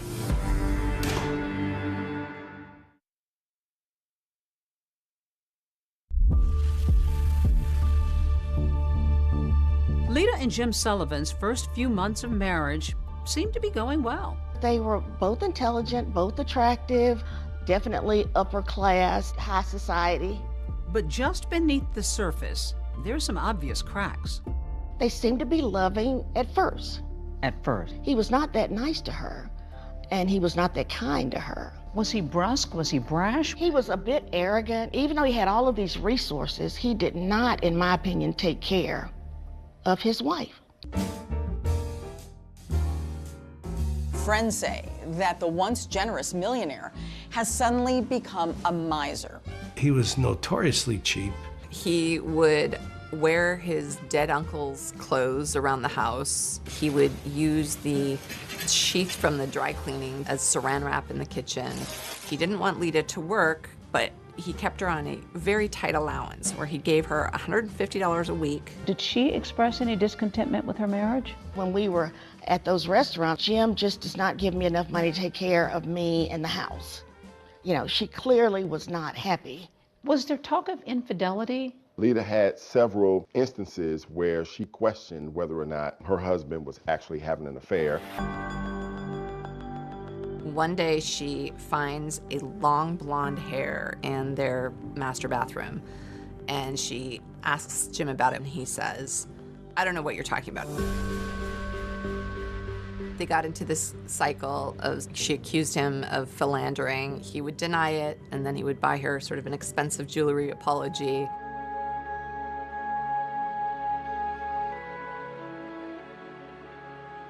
Then, during the holidays one year, Lita makes another stunning discovery. A Christmas card came addressed to Jim. She opened it. A woman wrote in something like, "Missing your kisses." The woman's return address was on the envelope, so Lita went and spoke to her, and the woman said that she had been having an affair with Jim. Lita is distraught and goes home to be with her parents in Atlanta. But her husband manages to lure her back, increasing her weekly allowance in a now post-nuptial agreement. Now it's $300 instead of $150 a week, but it still shows that all of their assets belong to Jim. That's right, the successful business, Lita's Mercedes, multiple properties, even her jewelry, still belong to her husband in the event of a divorce. But in an attempt at reconciliation, Lita signs the postnup. Just a few months after Lita signs that agreement, without Lita knowing, Sullivan decides to sell Crown Beverages for $5 million. And that's not all. He tells her they're moving to Palm Beach, Florida. Lita was in shock. She had any clue that he was going to whistle her down to Palm Beach.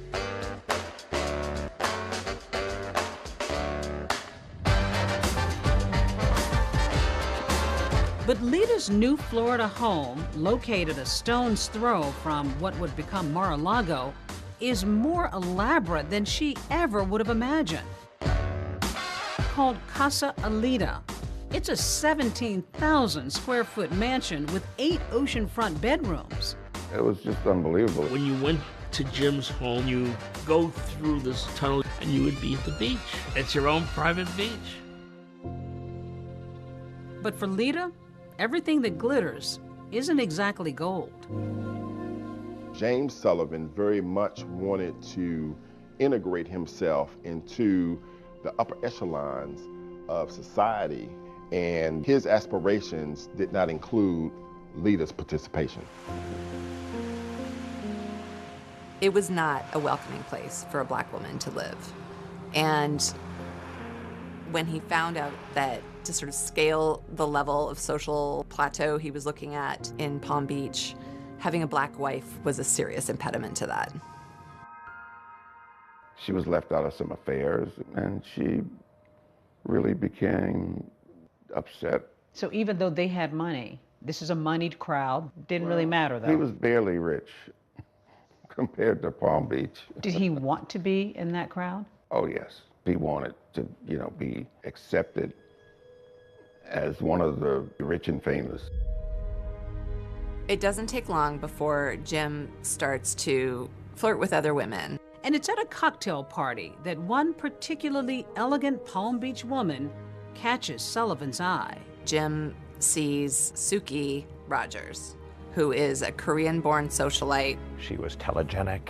She had a spicy personality. I think a man like Jim Sullivan could not help but be intrigued by this beautiful woman. They started dating. He's still married to Lita.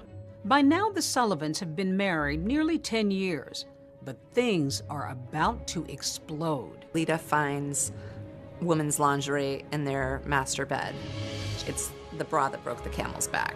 She said, I'm done. I'm packing up my stuff and I'm going back home.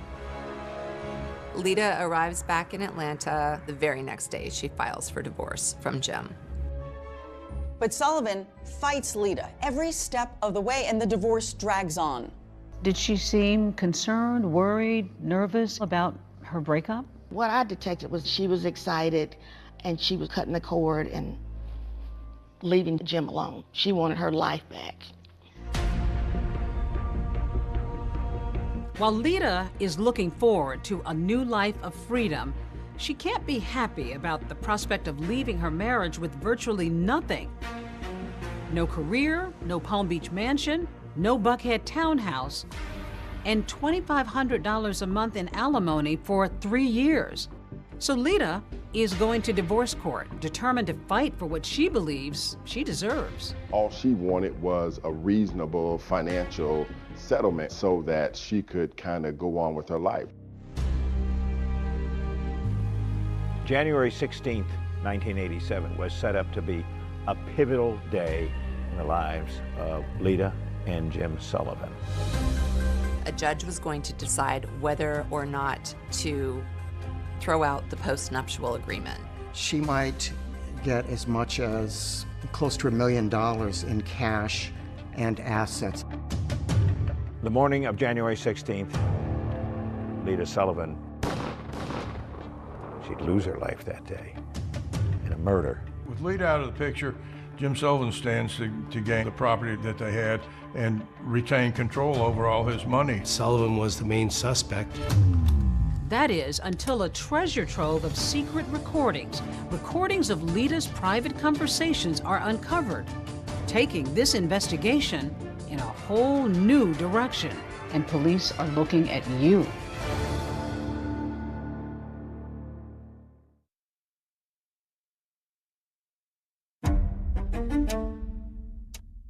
You know, you make a big circle and you put everybody in it that's close to Lita. Everybody's a suspect. But the first one would be the husband. The first and obvious suspect was James Sullivan, who stood to gain everything from her death, all the property, all the monies, and who was contesting the divorce. Detectives went down to speak to him in Palm Beach, and they put him through a polygraph. Jim Sullivan not only passes the polygraph, but there's something else. He has an alibi that puts him nearly 700 miles away from the crime scene. James Sullivan was actually in Palm Beach at the time of Lita's murder. When you first look at it, it looks pretty cut and dry. When you interview all the people involved, everybody points in one direction, towards the husband. But when you sit down and look at the facts, I'm not so sure that the husband is the person that committed the crime. Nothing surfaced in the early stages of the investigation that implicated Jim Sullivan in the murder. Sullivan is cooperating with authorities, and during his interview with detectives, he mentions the name of his friend, Marvin Marable. At the time of Lita's death, Marvin and James Sullivan had a very close relationship.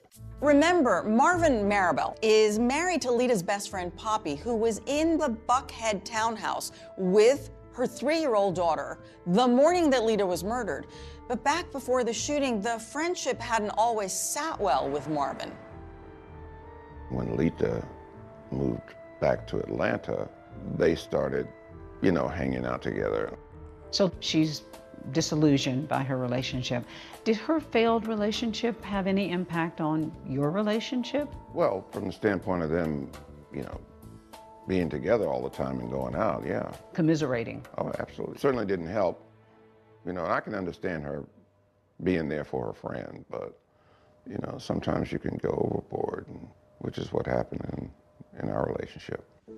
Marable, a former New York State trooper turned entrepreneur, says Lita would often spend hours at his home with Poppy. And it was during this time, he says, coincidentally or not, that his own marriage began to unravel. I found a letter where Poppy was planning to file for divorce. So she was planning to file for divorce without your knowledge? Oh, yeah. That had to be a shocker. It was. So then you decided to try something a little questionable after that. You know, I have a background in law enforcement. I don't see it as questionable. It's your own telephone in your own house. I put a recorder on the, people call it a tap, on the phone, and I started recording conversations. In the house phone? Mm-hmm. On the house phone. He began listening to Poppy and Lita's conversations and ended up recording more than 300 hours. In doing those very personal conversations between girlfriends, Marvin Marable learns that there may be some information that James Sullivan might be interested in learning that will be helpful for him in his divorce case. He tells Sullivan about the tapes and what's on them, specifically Lita's post-divorce plans. And soon enough, the two disgruntled husbands are conspiring to get the best of their soon-to-be ex-wives in divorce court. Marvin Marable travels down to Palm Beach under a false name, and the two men listen to the tapes, and Marvin says, "I'm not going to record anymore," and Jim says, no, keep recording. Was there talk of money? Yeah, he offered $30,000. Jim says to Marvin, if the judge decides to honor the postnuptial agreement, he's going to give Marvin $30,000 for the use of the information on the tapes. What kinds of things did Lita talk about that could be helpful to either one of you? You know, there were some guys that, you know, she would talk to, but she was legally separated. But then, just a few days after Marvin and Jim's secret meeting at Casa Elita, Poppy and Lita somehow discovered the recording device. How did they react? It wasn't nice. She filed for divorce the next day. She was angry. She was very angry. Lita was upset too, so upset that she reported Marvin to the authorities, and he was charged with possession of an eavesdropping device. So when police questioned Sullivan about who might have a motive to murder his wife, he tells them to look no further than Marvin Marable. And sure enough, only a few days after Lita's death, Marvin is being questioned by the Atlanta Police Department about Lita's murder.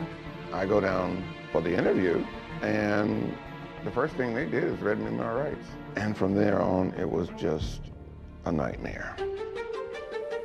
I was a prime suspect. You have a law enforcement background, so you knew what police So were. I knew that I was being followed. I could pick the investigators, police, could pick them out all the time.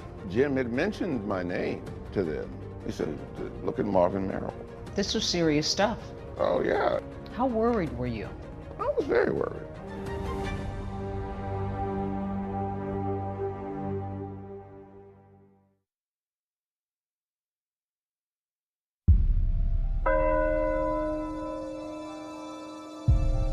Joanne and Emery McClinton were beyond devastated. Their eldest daughter was dead. Just 3 days after Lita's murder, they held a funeral. Days dissolve into months, and authorities are no closer to finding Lita Sullivan's murderer. The case is just sort of growing colder and colder by the minute. And while Marvin Marable might have been angry at Lita for pressing those charges against him for eavesdropping, there was no evidence he was responsible for her death. I know that people get wrongly accused, wrongly convicted, and so the only saving grace is the fact that I knew I was innocent. By process of elimination is you can determine the pieces that don't fit. and just eliminate them. The way in which we eliminated Marvin Marable as a suspect, there was just not enough to connect him directly to the crime itself. As for that eavesdropping device charge, Marvin was put on probation, which he completed, and then he was exonerated.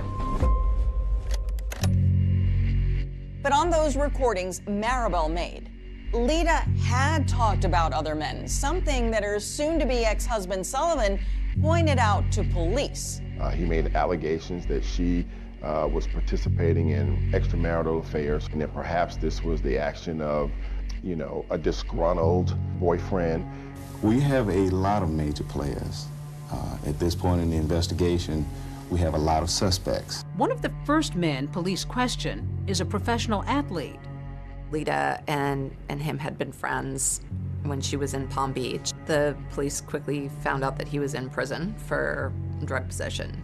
That athlete is behind bars when Lita is killed, so clearly he can't be the trigger man.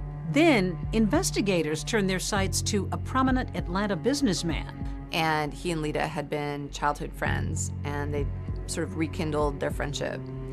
And they realized that he had no motive, and they found nothing that connected him.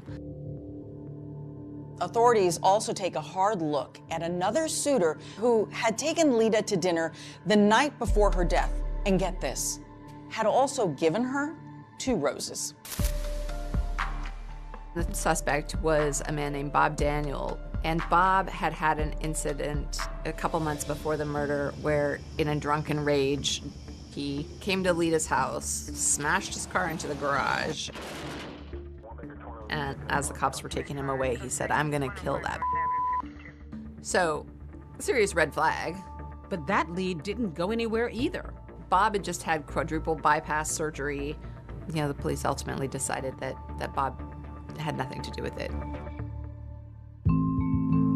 It's the unknowing that makes it so difficult. And to know that there are individuals who may be walking around now planning and plotting to do the same thing to somebody else is abhorrent to me. I remember having the impression it was like a festering wound for them. The McClintons want to draw attention to a $25,000 reward in the case. The cause of finding justice for Lita became their obsession, became their passion.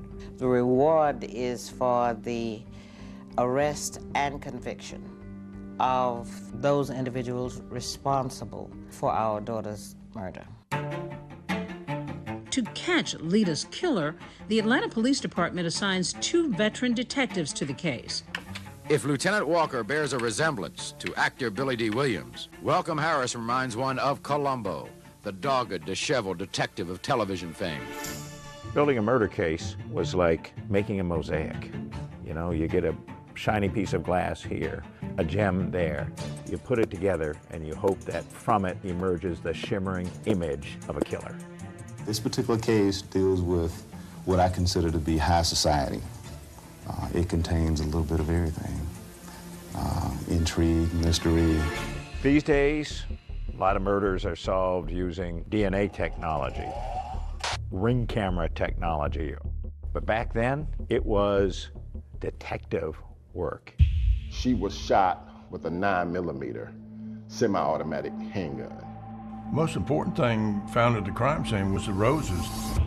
They canvassed all the area flower shops and quickly found that the roses had been purchased at the Botany Bay flower shop. They interviewed the worker in there, and he told them that this guy came in about 8 o'clock and bought these roses and paid in cash and then left. And he was in a small car. The florist gave a description of the man buying the flowers and another man who was waiting in the car. So detectives know they're looking for at least 2 men. Until yet another person is described to police, that flower delivery man who had looked Lita's neighbor right in the eye. There was a next-door neighbor of Lita's, lived over on the right side of her condo. He lived there. His name was Bob Christensen. He actually gave a description of the flower delivery man as a Caucasian, middle-aged man. They went down to the police station and worked with a police artist and got sketches. As the sketches were being completed, the officers were realizing, obviously, that the shooter was not Jim Sullivan, and that the other individuals were all three distinct individuals. They didn't look anything like each other, so therefore we knew three people were involved. For investigators, this has all the earmarks of only one thing: murder for hire.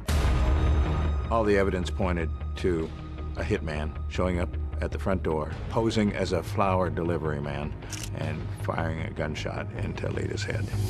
With investigators now exploring the possibility that Lita was murdered by a hired gunman, another critical piece of evidence comes to light: a mysterious phone call.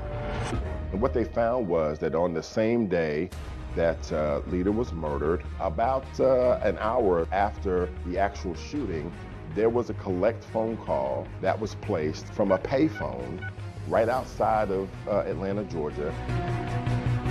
Was this a call from the killer? I don't know about you, I haven't had a collect call from a payphone, so as a cop you probably go, I wonder if that's connected. And a tip from a woman 700 miles away may just be the big break investigators have been waiting for. I said, anyone knows that if you wanted to get a woman to answer the door, all you would have to do is take flowers to the door.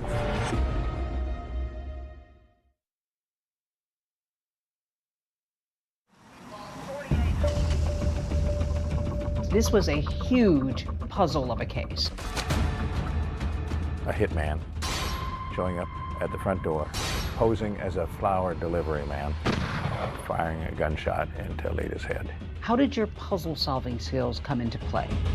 You figure out what fits and what doesn't fit. I want everyone listening to this to know that I am absolutely innocent. The loss of a daughter. They still don't have the murder weapon. But they do have witnesses. Do you know anybody that can possibly take care of my problem for me? Because I need some help here. Anyone knows that if you wanted to get a woman to answer the door, all you would have to do is take flowers to the door. She suggested the flowers. She suggested the flowers. You actually brought in a doorbell. Why? To have that sense of what Lita Sullivan experienced right before her murder. She's about to meet her maker.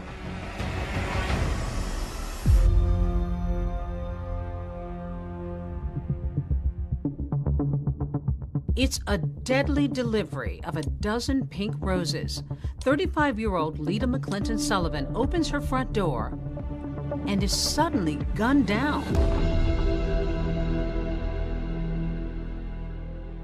On the year anniversary of Lita's death, there are no named suspects. They still don't have the murder weapon. They don't have a hitman. They don't have a paper trail that ties Jim or anyone else to a hit. But that's about to change when they get Jim Sullivan's phone records. On the same day that Lita was murdered, about an hour or so after the actual shooting, there was a collect phone call to James Sullivan's home in Palm Beach, Florida. It turns out to be from a rest stop in Suwanee, Georgia, maybe 30 or 40 miles from Buckhead. Using a phone call to call another state, that opens up federal jurisdiction. In this case, that's the FBI. We believed the phone call from Suwanee rest stop to his home in Palm Beach, Florida, was sufficient indication that a contract hitter may have called him after doing the job.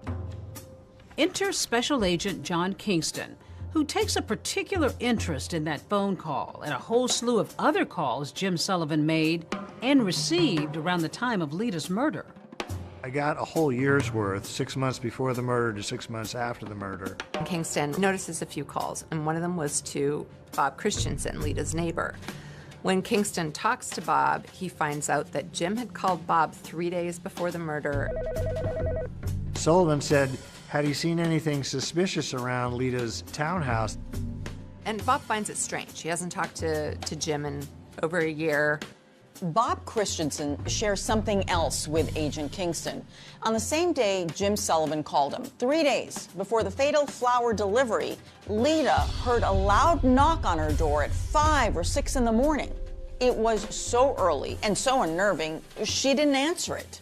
So that made the call that he got from Jim even more suspicious. Kingston also finds that a call is made between Jim's house and a Howard Johnson's motel in Atlanta, just a couple of miles from Lita's house. This is really strange. One thing that he's learned about Jim is that he's not a Hojo's kind of guy. So he goes to the Howard Johnsons and asks if he can look through the records. They gave me the shoebox with all the registration cards, and I pick out 3 that I thought, well, these are awfully interesting. So I said, do you guys have the phone records? They said, yeah, sure we do. And I'm thinking, boy, these people keep really good records, and they keep them for a long time, and I'm really glad. They bring me the phone records for January 13th. I'm flipping through them, and all of a sudden I see 305 Palm Beach, South Florida area code. And I'm pretty sure it's Jim's number. And so I check my records real quick, and I go, yep, that's his number. And then I look, and I said, oh, look, it's from 518. That's one of the 3 cards I pulled out. Well, it just so happens I have a copy of it here. And one of the things it imparts is 3 individuals checked into the room. The individual who actually registered used the name Johnny Furr, but 3 individuals is important to me because I think 3 people involved in the crime. They put their car down as a Toyota 85 with a North Carolina plate. We believe that a Toyota was the getaway car for the murder. So there's 2 coincidences already. But remember, these motel records are from January 13th. Lita was murdered 3 days later on the 16th. Special Agent Kingston is beginning to surmise that the killers may have tried and failed to get to her once before. What I believe it to be is the killers having come down 3 days before the actual murder was committed, knocking on her door, her not answering it, and them having to stop and regroup and figure out what plan B is going to be. So I am in love with this registration card and becomes the focal point of my life for the next several months. Kingston's next move is to locate this so-called Johnny Furr with the North Carolina license plate. And to my surprise, there are 150 John or Johnny Furrs in North Carolina. But to my great surprise, 115 of these 150 are in a very small circle in North Carolina, between the 3 cities of Albemarle, Concord, and Kannapolis. They're going to knock on every door and find this Johnny Furr. Of course, they're coming from Georgia, and anytime the FBI goes and investigates in another state, they need that state's approval. And just as they're about to get to the state border, their boss calls them and says, North Carolina's denying you entry, and they'll take it from here. And that pretty much kills my case. That kills my case. Yeah, soon after that, Agent Kingston is transferred to another job, and that whole investigation just sort of fades away. Meantime, in Palm Beach, Jim and Suki are living the high life. So with Lita out of the picture, Jim is free to marry Suki, which he does 8 months after Lita's murder. He's thinking that he's the cat's meow. Eating in restaurants in Palm Beach, going to parties, got another attractive woman on his arm. Jim drives around town in a Rolls Royce and gets into a fender bender and has to go to traffic court. Jim says to the judge, well, you've misunderstood. I wasn't even driving that day. Suki was driving. So the judge says, we're going to throw it out. However, the cop who was on the scene catches wind, and he says Suki wasn't even in the car that day. It was Jim driving alone. So now Jim has perjured himself, as has Suki. Jim ultimately got convicted of perjury, was given a year probation and a year of home confinement. Suki Sullivan also receives a year of probation. Suki's freaking out. When she gets charged with perjury on his behalf, she's like, I'm done with this. Suki files for divorce from Jim. And the trial that follows is the juiciest, craziest gossip in town. So when it's Suki's turn to testify, she drops a bomb. Did he talk to you about his former wife, Lisa? Yes. Tell me what it was he said to you about Lisa. You can hear a pin drop. It's a big moment.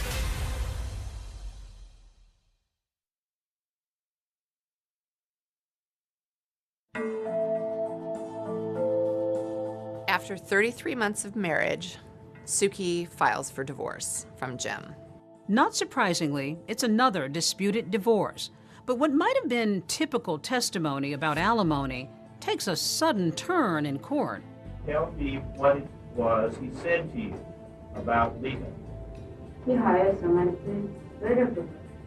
I'm sorry? He hired someone to better for her. She claimed that he confessed to her that he had Lita killed. This became a bombshell in the investigation of the murder of Lita Sullivan.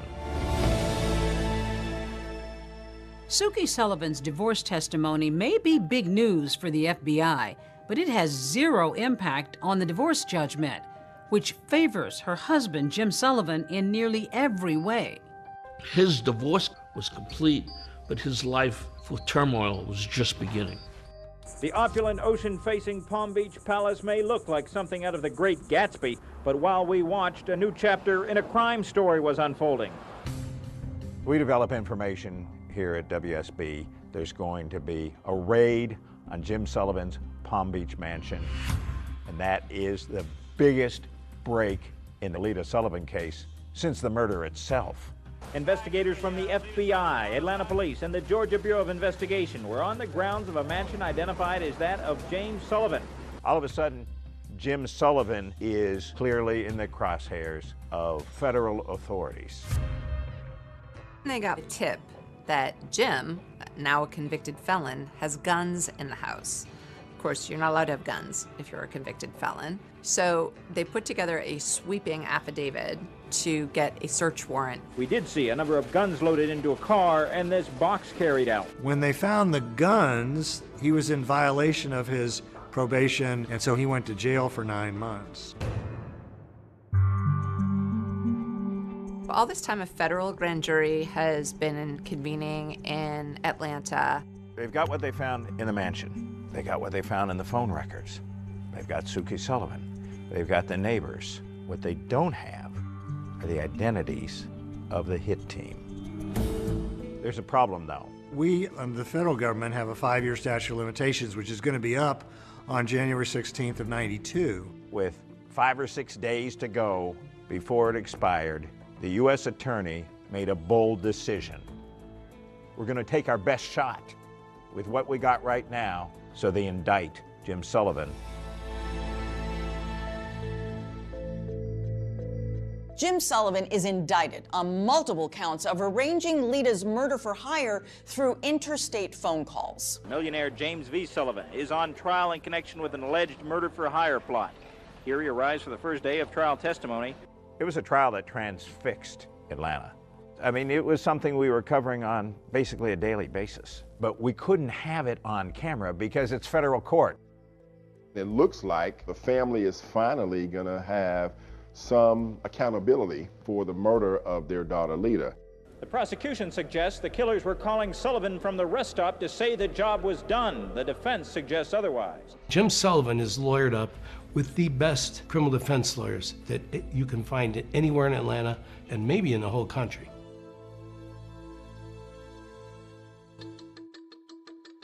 There is no evidence at this point in this case who placed that call or whether that call was placed by anyone connected with the crime. The prosecutor spent 2 weeks telling their side of the story. Suki, the woman he married months after Lita's death, delivered some of the most dramatic testimony the jury has heard. They build what they feel like is a really strong case. And then a big bombshell hits.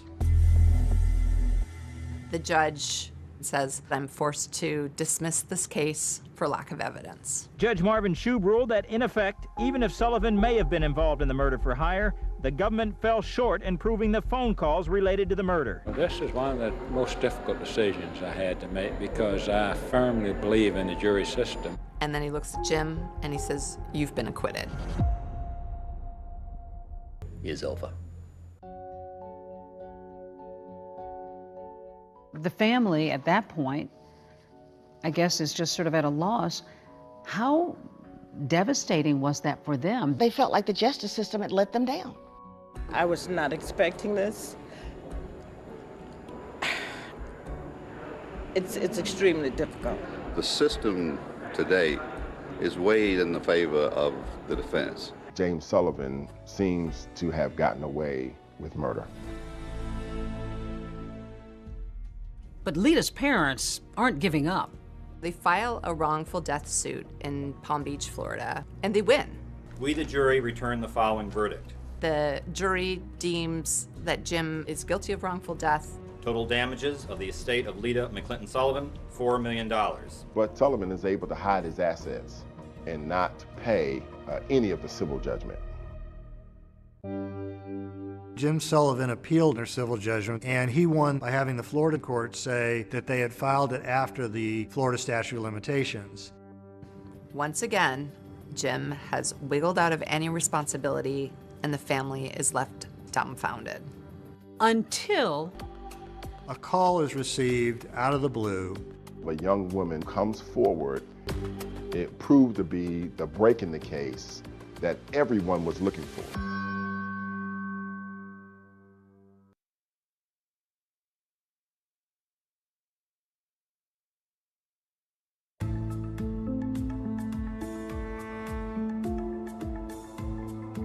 11 years have gone by since Lita Sullivan was gunned down on her doorstep when a tip comes in from a town 700 miles away. A call is received out of the blue, and the individual calling is an attorney in Beaumont, Texas. He has a receptionist whose name is Belinda Trahan, who has told him a very unusual story about her boyfriend, Tony Harwood. Belinda and Tony lived together in Albemarle, North Carolina. And he was a long-distance truck driver for North American Van Lines. He basically drove a moving truck.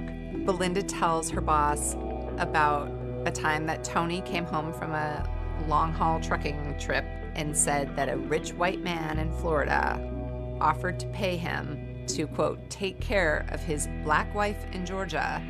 At the time, Belinda didn't believe it. She thought he must be cheating on her. Belinda thought that it was Tony just trying to get out of town and go down to Atlanta to the strip bars. Until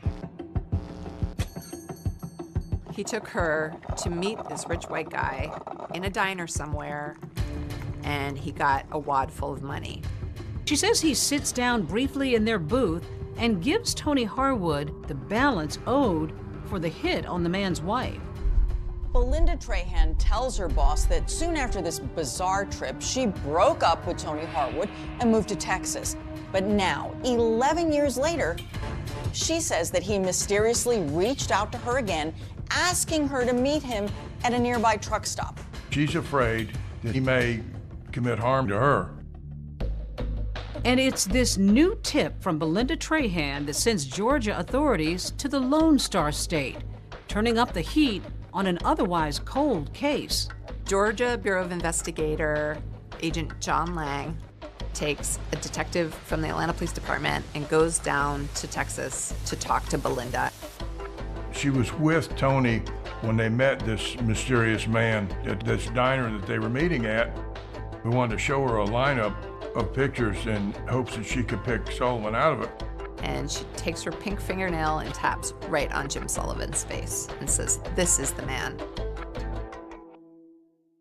My plan of attack was to get some recordings with her and Tony. So we got her to get in touch with Tony again. She's talking to him and trying to coax information out of him. knowing John Lang is listening on her end. And Tony gives enough information that places him at the scene at the time. We had the phone calls with Tony. She picked Jim Sullivan out of the lineup, but there was still more investigation to do. We really didn't know who Tony Harwood was. John Lang knows that Tony worked at North American Van Lines. So he calls up North American Van Lines and he says, hey, you don't happen to have your records from 11 years ago? And the guy says, yeah, there's some boxes full of files up in a musty attic. You're more than welcome to go poke around. We went up into a hot attic and opened the first box that I went through. And about the third document I looked at was Jim Sullivan. His address was on it, Palm Beach, Florida. His signature was on it, and Tony Harwood's signature was on it. He finds a bill of lading showing that Tony Harwood moved furniture for Jim Sullivan 2 months before the murder. And it's the paper trail he needs. It's like the jackpot. Astounding. I don't know any other way to explain it. I mean, open this box and like the third record I look at, here it is. I mean, it just like it was meant to be. On a Sunday morning in April of 1998, John Lang and local authorities go knock on Tony's door in Albemarle, North Carolina. Tony answers the door. And he said, you know, I've been waiting on you boys for a long time. They take Tony to the Albemarle police station. Lang interviews Tony for 3 hours in this tiny room. But at the end of the day, Tony admits to taking money from Jim, $25,000, to take care of Lita. He also tells the detectives that he wasn't the one to pull the trigger, but that he was there the day of the murder. He went through the whole case, and throughout the interview, he incriminated himself even more. I mean, admitted that yeah, he was there. He knew what happened. So he was arrested for murder of Lita Sullivan, and we took him back to Atlanta that day.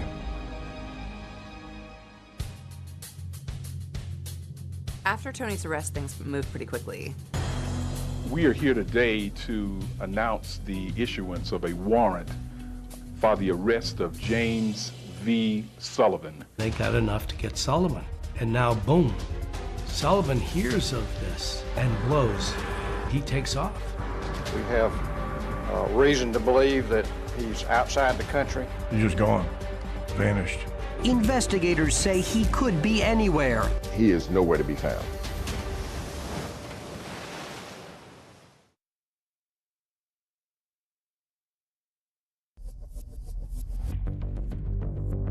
We certainly do not know where Mr. Sullivan is. We have reason to believe that he's outside the country. More than a decade after his wife Lita was murdered, Jim Sullivan seems to be playing a game of catch me if you can with authorities. There is an international manhunt for James Sullivan.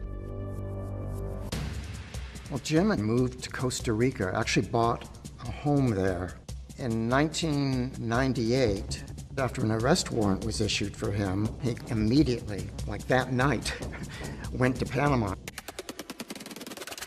If you have any information concerning James Sullivan, you should contact the nearest U.S. Embassy or consulate.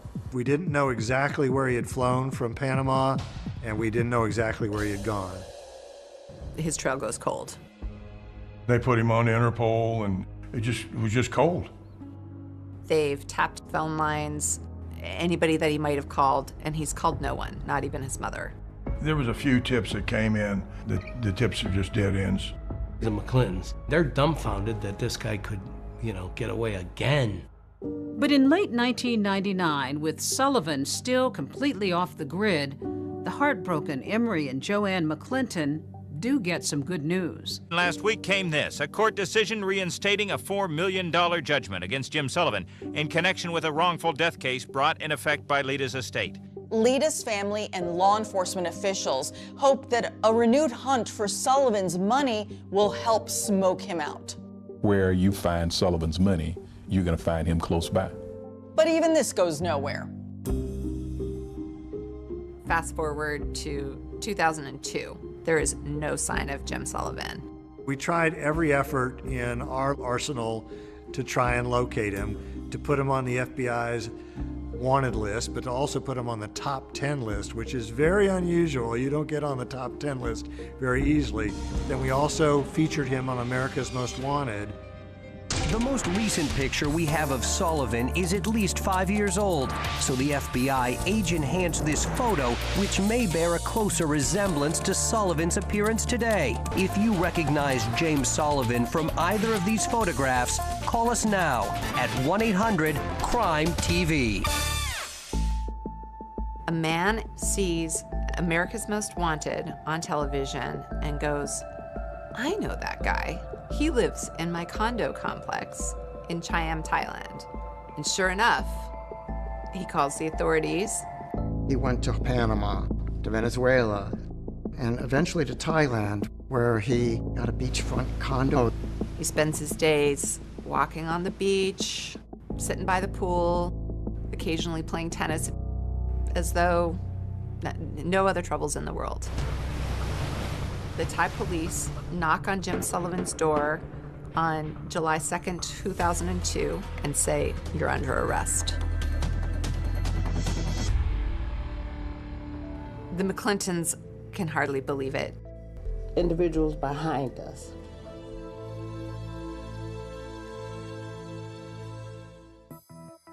Almost as soon as Jim Sullivan is arrested for murder, Tony Harwood, who has continued to deny being the trigger man, agrees to a plea deal. Tony kind of sees the writing on the wall.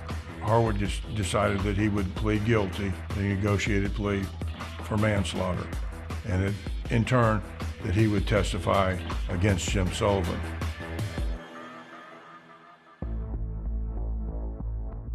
It took 2 years, but he finally was extradited back to Atlanta in 2004. He got off the plane. He was wearing a single shoe because he had such terrible gout in his foot. But he gets off and gets taken to Fulton County Jail. And there's this sort of cumulative sigh of relief. To be clear, Sullivan being tried for murder in Georgia is not double jeopardy. For one thing, it is a state case, and the previous one was a federal case, and that specifically was for arranging Lita's murder for hire over the phone. The elected district attorney appoints me, along with a couple of other lawyers, to prosecute the case. This was a huge puzzle of a case. Right. How did your puzzle-solving skills come into play? There's no cutting corners, and you spread the pieces out, and then you figure out what fits and what doesn't fit. And that's kind of what the prosecution of James Sullivan was like. It was putting together all these different pieces so that we could make sure that the prosecution of the case was done accurately and with integrity. What concerned you going into this trial? He was rich. He was a white male. He had escaped the federal authorities before, and he had two of the best criminal defense attorneys representing him. They are sharp, and if they can find a way out, they're going to find a way out. There will not be one shred of physical evidence that links Jim Sullivan to this crime. Jim has eluded justice so many times that there's a real palpable fear that he's going to get away with it, that he's going to elude justice again.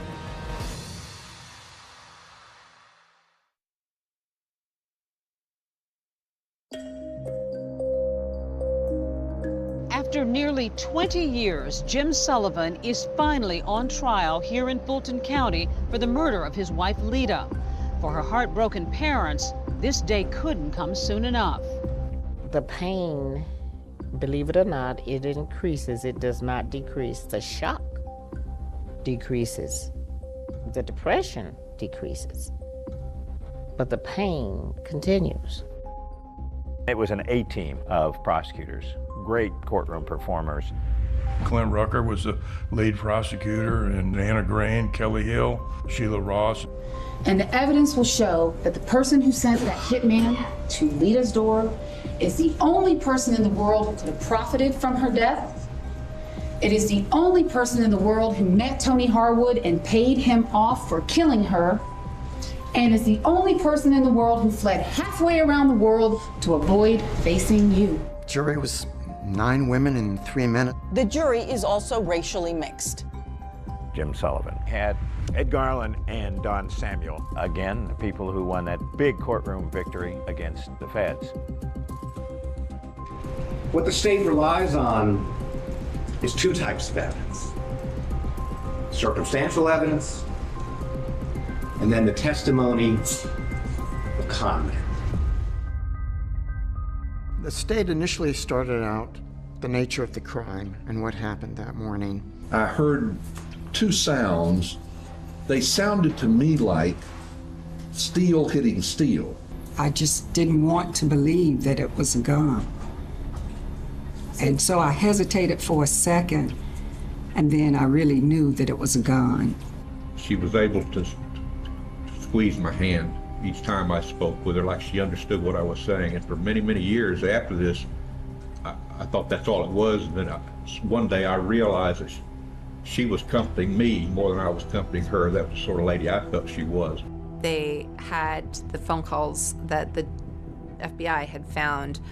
There was a call from this room to Mr. Sullivan's home at 7:44 in the morning. But all this testimony notwithstanding, it's Belinda Trahan and Tony Harwood who everybody wants to hear from.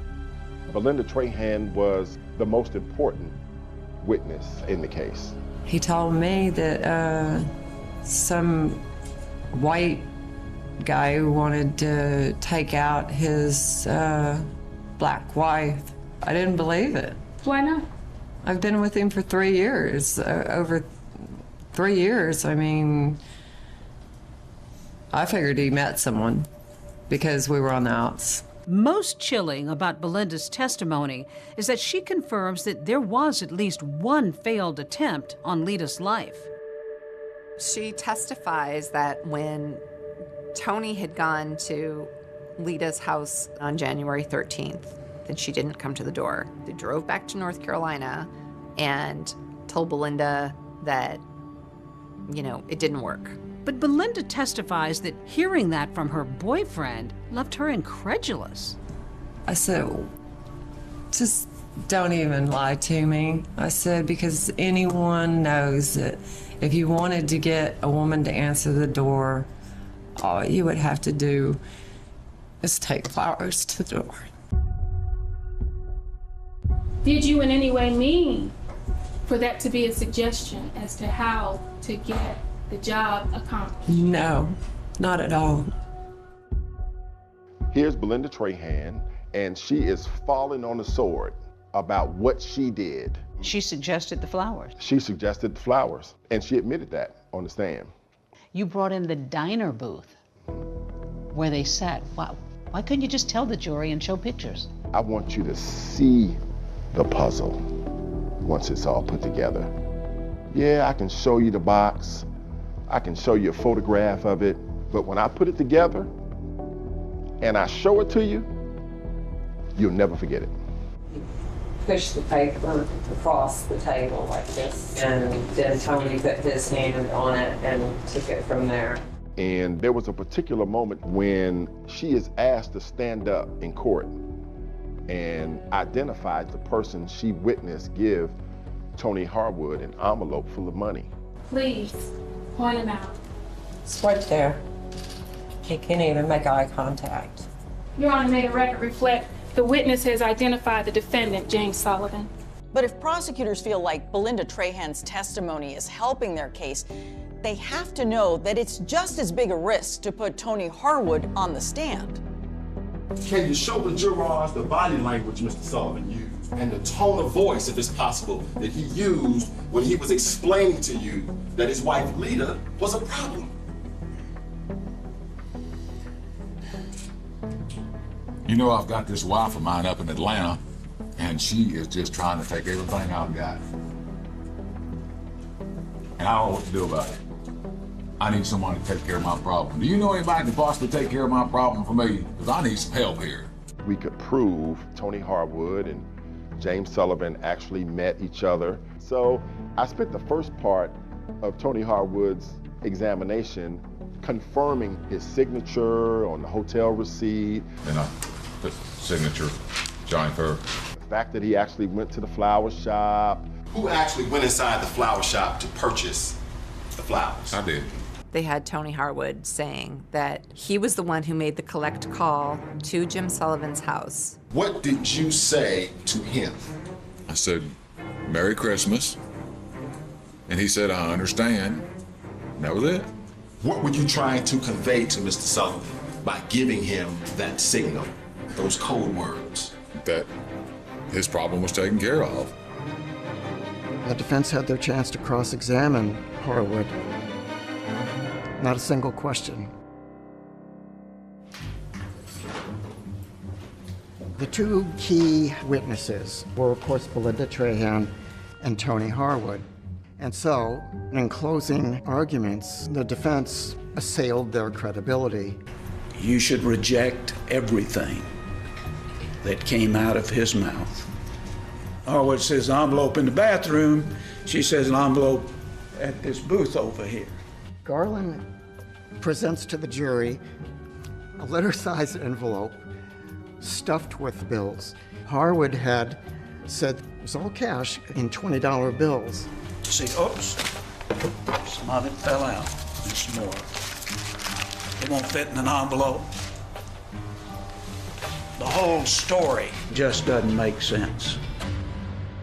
In your closing arguments, you actually brought in a doorbell. Why? What was the point? I wanted the jurors to have that sense of what Lita Sullivan experienced right before her murder. An ordinary moment. In an ordinary moment. The second reason why I did it is because James Sullivan liked to read books. And one of his favorite authors wrote a book called For Whom the Bell Tolls. I'm going to ask you through your verdict of guilty to each and every count to tell James Vincent Sullivan for whom the bell tolls. Tell him that it tolls for thee. For you. For you. And then I rang the doorbell 3 times.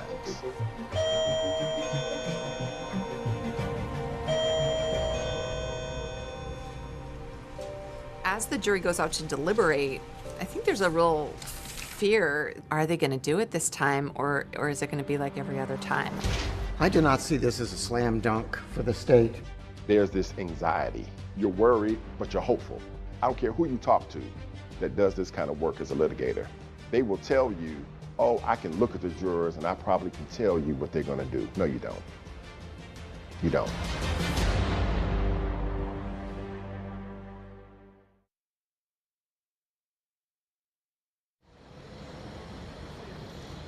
This is breaking news.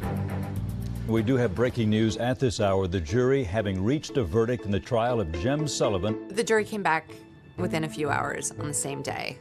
It was so silent, and the tension was just palpable. There's this anxiety. You don't know what it's going to be. You don't know how it's going to turn out. And you're worried, but you're hopeful.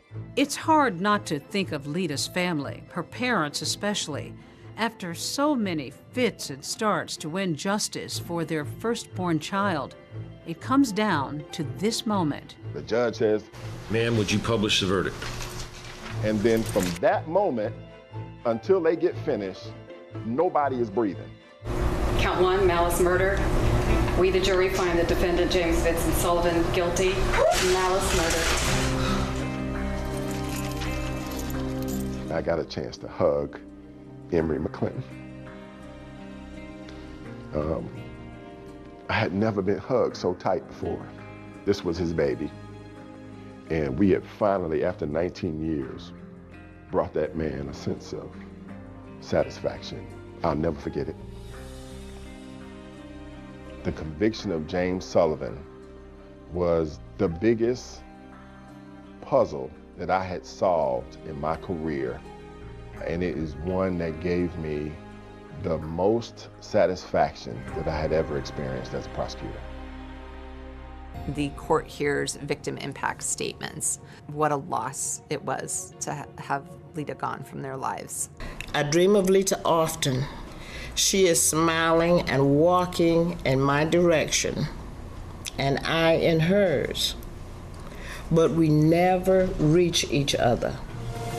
The jury came back and gave him life in prison without the possibility of parole. I am so very pleased, and I'm happy. What we were waiting for was something in our judicial system, something to happen and to bring it all together, and that's what you see today. Why did it take 20 years, do you think? It goes back to the resources. He had privilege? White privilege, completely. He knew how to manipulate people, and he had the resources to do that. You've got a black victim, you've got a white defendant. Did race hover in this courtroom over this case at all? I think in our criminal justice system, unfortunately, race always permeates throughout a case. But I'm thankful to say the evidence in the case overcame that racial component. They never received any money. Is there money? Where is this money? He's been able to secret his money. For the McClintons, seeing him rot in a prison in South Georgia brings them a whole lot more satisfaction. This is a woman who you never met, I've never met, most of the people involved in this case never met her, and yet her life really made an impact. Tonight, the sensational trial that just finished. Why would a beloved family man suddenly disappear on his family and friends? And then tell them not to come looking for him. The stunning courtroom confession on an all-new 2020 beginning right now.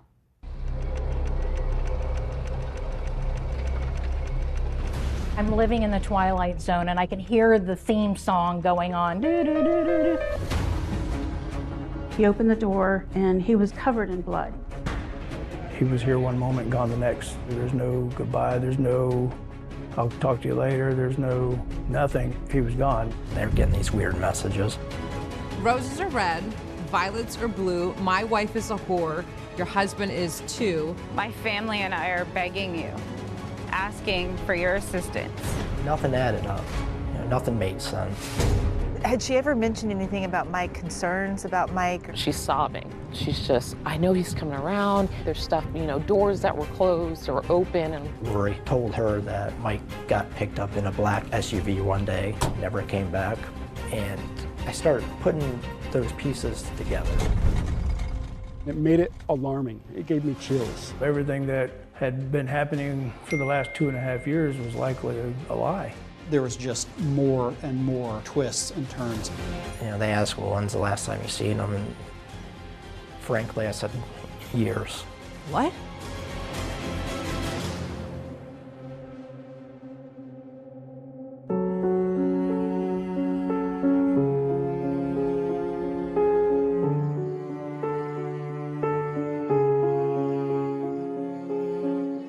This is Claremont, Florida, a rural community about 20 miles west of Orlando, but a world apart from the tourist-filled amusement parks. Michael and Lori Shaver were raising their 2 children here when his lifelong friend, Scott Amatuccio, started to get worried. We were best friends. We were just always around each other. I could tell something was off. I just haven't heard from Mike for a while. I had texted him at some point in time. He never responded. And then I'm like, what's going on with Mike's Facebook? I go to his page and he wasn't even my friend anymore. For friends so close, an unexplained social media slight like this was too strange to ignore. And it turns out Scott wasn't the only one worried. I would get strange messages.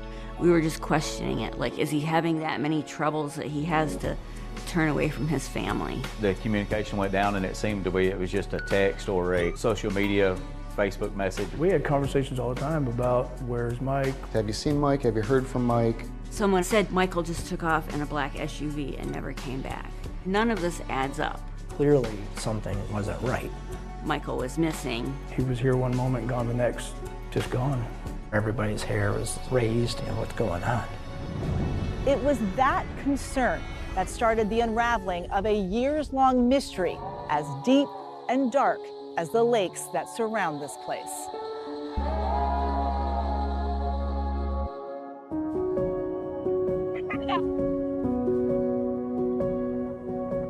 Hi, I'm Michael Shaver. Oh, there I am. That's me. See? Michael grew up the third child of 4 with his brother and 2 sisters in the tiny rural village of Lawrence in upstate New York. Our relationship was a very special bond. My mom was a single mother, so I would help my mom out whenever she needed help with Michael. I would always put Michael first. This is a photo of Mike and I. We're at my house that I grew up in. We would just have fun as kids, ride our bikes all day long and go on adventures, always playing around the neighborhood.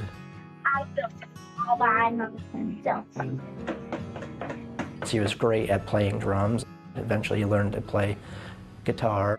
We used to have this band. We called it Rifles and Dandelions instead of Guns N' Roses. That was our silly way of coming up with a band. As a young man, Michael showed a talent for working with his hands. I played with tools all my life. I believe that the genes were passed on to Michael because as a kid, he used to repair stuff around the house. He would go around the town and people would actually give him stuff. He would fix it. He may take an old bicycle or something and fix it up and make it work again for somebody. And it's like a sense of accomplishment, saying, I fixed that.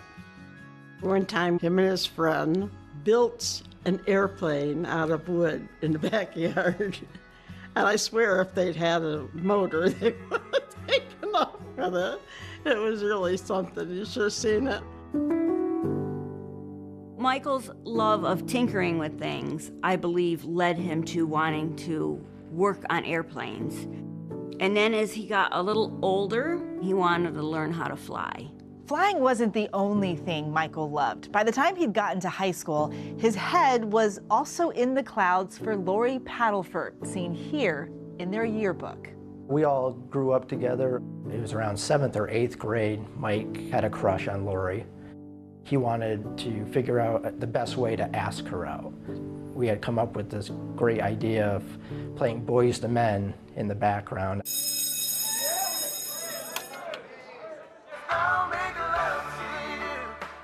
So that's how they ended up dating.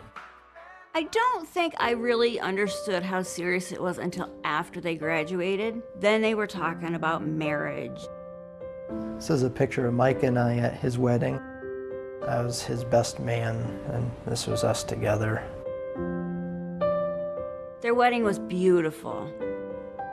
Lori, she was so happy. I remember Michael couldn't stop smiling. He eventually got his commercial pilot license, worked for Piedmont. He loved it, and he used to take his friends up and do loop-de-loops with them, and they loved it. Soon, Michael and Lori became parents to daughter Isabel and her younger brother Aiden. After moving up and down the East Coast, Michael and his family ended up in the Sunshine State. So when I moved down to Florida, it's when they moved down to Florida. They moved to Claremont, bought a property, 5 acres. It's pretty rural. It's beautiful lakes, some rolling hills. It's pretty quiet. He had chickens and guineas and turkeys and quite a few ducks, and he wanted them to have their own duck pond. In his off hours, he worked as a mechanic for Precious Metal, a local flight team that performs and races all over the country. We were both volunteers for the Precious Metal air racing team. Reno air racing has been compared to NASCAR of the sky. It's multiple planes on a closed course at one time. Speeds are up to 500 miles per hour. You're 50 feet off the ground. It's a huge adrenaline rush. We spent several years, several long nights, sometimes 3 days in a row working on the plane together. The people who described him as a genius, I would agree. He just took care of it. You knew that the job was going to be completed as it should. Lori worked from home for an insurance company while Michael was away for days at a time working as a pilot. Wanting to be with his family more, Michael quit the airline business for another dream job, this one at the most magical place on Earth. Mike and I worked at Epcot together. He was a mechanic. Working at Disney was just his little kid inside, and he loved that job. You know, he was flourishing. But then, for some reason, dependable Michael just stopped showing up. He was here one moment, gone the next. No goodbye, no nothing. It seemed Michael Shaver was blowing off his friends, his family, even his job. When the manager contacted Mike, Mike's response was, "You can go ahead and fire me, I'm not coming back." But if Michael Shaver wasn't coming back, where exactly was he going? He was kind of like another son to me. My home was probably 50 feet away from their home, no trees in the middle. I would be just outside doing my chores and I could hear the arguments happening inside. I talked to Lori. I just said, "You guys okay? You know, I hear you fighting sometimes." Lori acted like everything was fine. She was all smiles and he was all smiles, and they covered it up pretty good. I had no idea the extent of what was going on. I guess that's typical. Nobody knows what's really going on inside the house. On a hot, late summer afternoon, the simmering tension inside the house erupts. 911, do you need police, fire, or the ambulance service? Please, I'm on my way to the sheriff's office right now. I got my kids lost. What's going on? It was a domestic violence dispute. My hand is bleeding. I had just gotten home from work and my phone rang and it was Mike. And he said, "Can you come over? I need your help." He opened the door and he was covered in blood. Blood streaming down his face. There was torn clothes. I took a whole lot of photos just in case he needed it at any point in the future. There was a domestic abuse incident in September of 2014 at Michael and Lori's house. We're dealing with a scenario where we have the allegations made by Lori Shaver. Lori tells the 911 operator she and Michael have been fighting a lot lately, but it never got physical until that night. I grabbed my gun because he has a gun and I hit him in the head with it. I grabbed my kids and left. He pulled out a gun on you? Oh, yeah. He grabbed my car keys and stuck them in his pocket. I fought him to get my keys out of his pocket, and then I grabbed my kids. Mike's version of events was she was the one that grabbed the gun. She was the one that was initiating the violence. He was trying to calm the situation down. He said that they had been in a fight and Lori had threatened to kill him and herself, and that they had wrestled with a gun. Has there been any drinking tonight? Yes, there has. We've probably had 3 beers since 2 o'clock. You both had 3 beers? Yeah. Michael admits he kept the car keys from Lori to prevent her from leaving, but he says that's because he didn't want his wife driving with the kids after she'd been drinking. Both say during the struggle, Lori hit Michael on the head with her revolver. The revolver that was on the bed looked like a .38, and it had pink plastic grips. Then I noticed there were roses all over the floor. She didn't go up to Michael Shaver and just wail on Michael Shaver. He had a handgun he pulled on her, and I believe she tried to deflect the gun and it hit him. Police are unable to determine who started the physical altercation with the pistol. Ultimately, Michael is arrested for not anything dealing with the firearms, but he admitted, "I grabbed her," and law enforcement arrested him for battery. The battery charge is ultimately dropped, but things are never the same between the childhood sweethearts. Both Michael and Lori dug in and pointed fingers at each other. Lori had been the victim of years of physical abuse by Michael Shaver. These acts were extreme. Lori was locked in a closet. Lori would be physically beaten. I never heard Mike, scream at Lori or do anything physically. Lori trying to paint Mike into this monster and the abusive person in the relationship. Everybody that knew Mike knew that wasn't the case. I do think Lori was abusive towards my brother and controlling. She would only let him talk for 20 minutes on the phone to me. His friends would say that he'd come around and have bruises, and they'd ask him what was the matter, what happened. And, oh, Lori got mad. Michael Shaver was not some innocent victim that married some violent woman. Michael Shaver was an aggressive guy. And Tried to go visit Michael and his children in Florida, and always at last minute, I would get a message saying that Lori said it was a bad time, that we shouldn't come down. But soon the communication from Michael went from infrequent to almost non-existent. He seemed to simply vanish. He was there at the tractor show, and then the next week he was gone, and there was nothing in between. It was just gone. And when Frank checks in with Lori, her answer only deepens the mystery. According to Lori, Michael blew out of town, didn't want to be part of the family anymore. Gone without a trace. Or was he?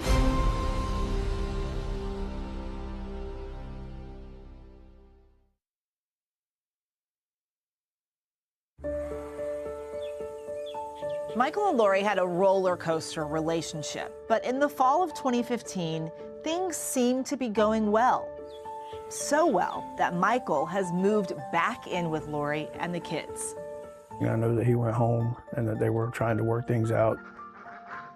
He had quite a few ducks, and they were staying with the chickens in the chicken coop, and he wanted them to have their own duck pond. He was digging out a duck pond in the back for her ducks because she wanted to raise ducks and chickens. So he was home, they were back together again. But then things take another turn. November 7th, 2015, it's a day Frank Merritt says he will never forget. He and his family met Michael and Lori Shaver and their children at a local tractor show. Oh, it was really hot that day. They do a show 3 or 4 times a year during the winter months. It's just a bunch of antique tractors, and it's like a flea market. Mike was really into that stuff. He really liked that old stuff. But Michael's friend and co-worker Frank says he could once again sense an unspoken tension between Michael and Lori. She just wouldn't make eye contact with us. She wouldn't speak with us, and it was just kind of weird because she was usually more bubbly than that. And then he says, "Hey, I gotta go." So they left. The next time Frank hears from Michael is by text, 2 days later. He had texted me on Monday that he was gonna have to quit his job to save his marriage. So I just kind of backed out of it. I just left him alone. So when he didn't show up Tuesday, I didn't think nothing of it. It's just, well, he's got some problems. They'll work it out. And then Wednesday he didn't come, and Thursday he didn't come. And it wasn't until Thursday night that our manager came to see us. After 3 days of no showing at work, Michael's manager reaches out to him and gets a surprising response back. Mike's response was, "You can go ahead and fire me, I'm not coming back." So just none of it made sense at all that Michael had sent a text message to his boss just up and quitting. He was known to be a very dependable worker and a diligent worker. That didn't add up at all. Like, well, if he's not showing up and not calling, I'll go by and check on him. But when Frank goes to Michael's house looking for answers, he only ends up with more questions. Lori answers the door. I asked where Mike is at, and she said he's not home. And I said, "Well, what do you mean he ain't here?" And I said, "Well, his car's here." And his car was in the driveway. So she said, "He's not here." Frank says Lori eventually told him that after a heated argument, Michael stormed off, catching a ride with his friend Robert to Georgia, and she hadn't seen him since. Mike never told me he wanted to go to Georgia. He had never spoken about wanting to leave the state, leave the marriage, any of that. I thought he was happy here, and we were doing so well, and then it's like, huh? What an idiot. I felt like that was the wrong thing to do, you know, it's just walk away.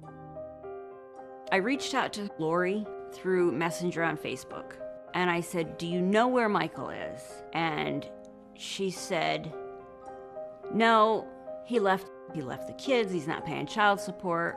This strikes Michael's sister Stacy as completely out of character for the brother she knows. His kids meant more than anything in the world to him, and he would not just up and leave his children.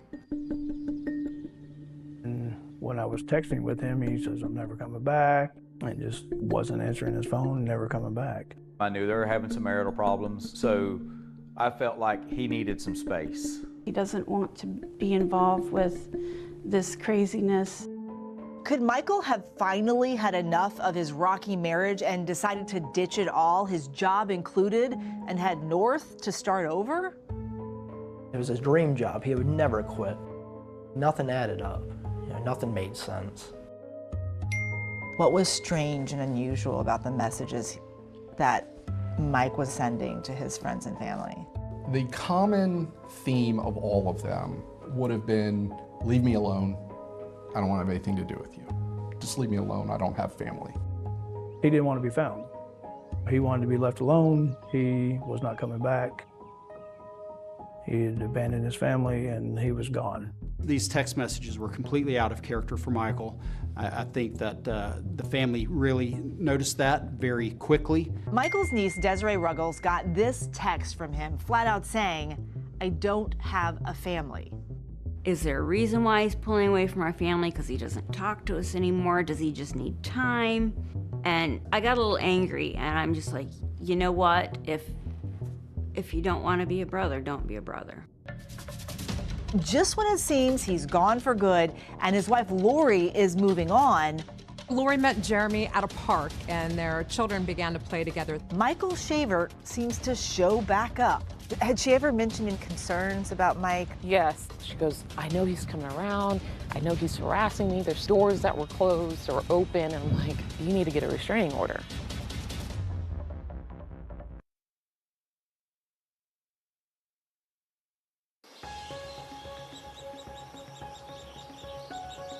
Michael Shaver seems to be abandoning his life. He hasn't shown up to work, and when friends and family reach out to him, they get messages saying, just leave me alone. According to Lori, Michael blew out of town, didn't want to be part of the family anymore, left the state.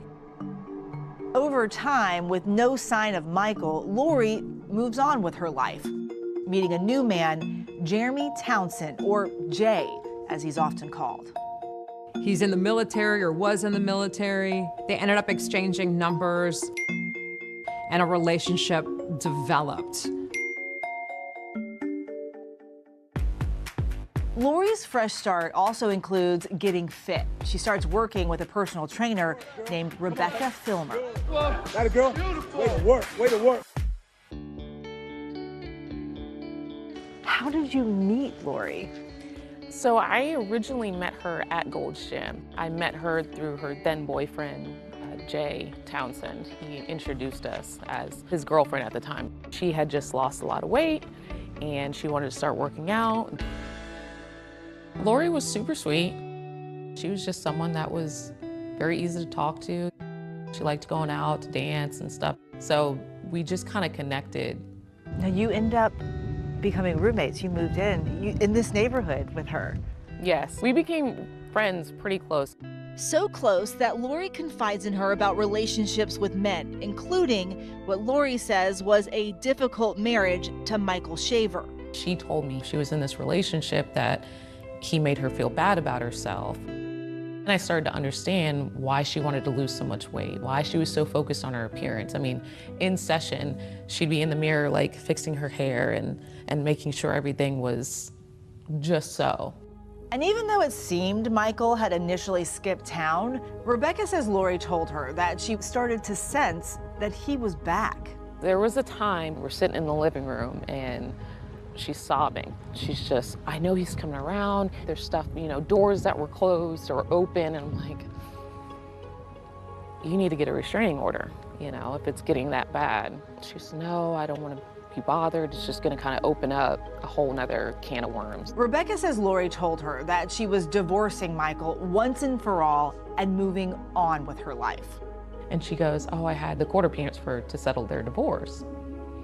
I'm like, oh, okay, how did that go? She said it was settled. She's officially divorced. And I was like, perfect. But Lori's new relationship is far from perfect. she knows that man she's been seeing, Jeremy Townsend, is already married.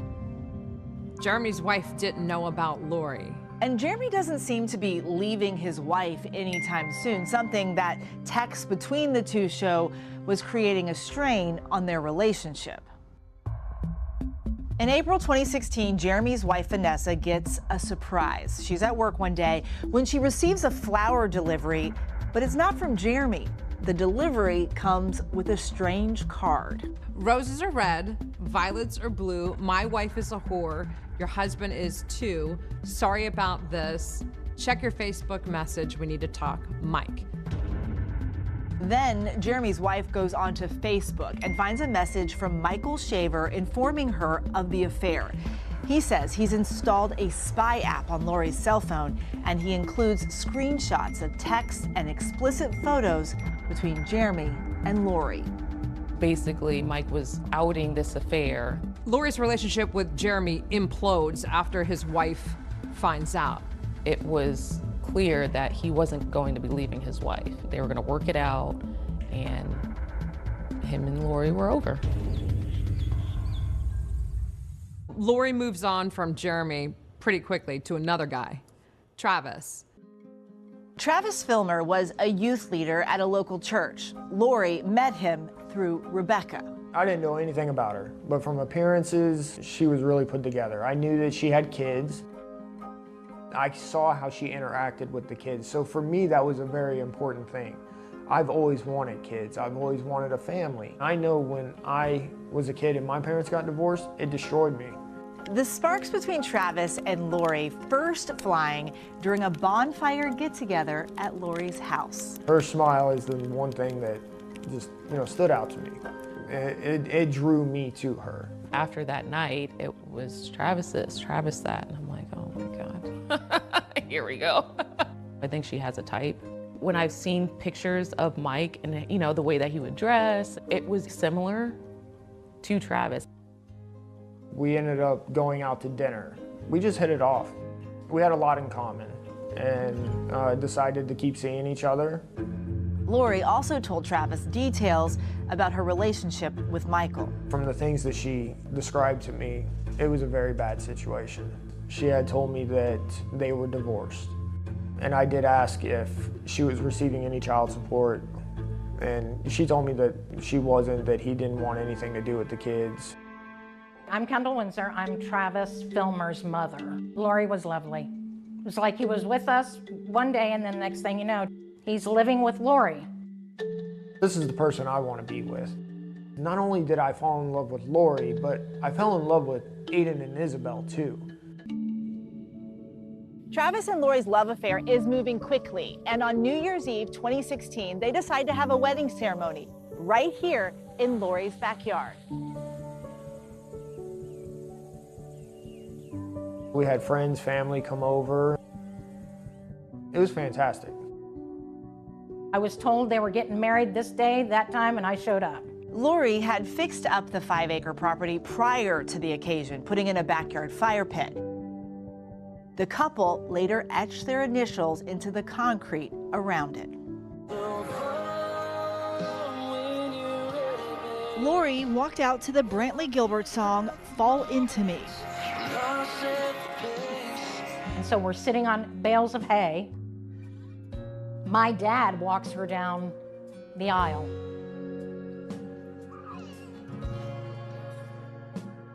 The ceremony was underneath this big oak tree. I, Travis. Hi, Travis. Take you, Lori. Take you, Lori. We did this to really just show everybody and in front of God that we're committed to each other. This is a lifelong thing. Travis, you may now kiss the bride. Yay! So Lori has moved on and put her ex Michael Shaver behind her, but Michael's friends and family have not been able to do the same, still wondering why it's been so long. At this point, more than 2 years since any of them have laid eyes on him. Clearly something wasn't right. And that lifelong friend, Scott Amatuccio, is about to make a stunning discovery. It made my stomach sink right away.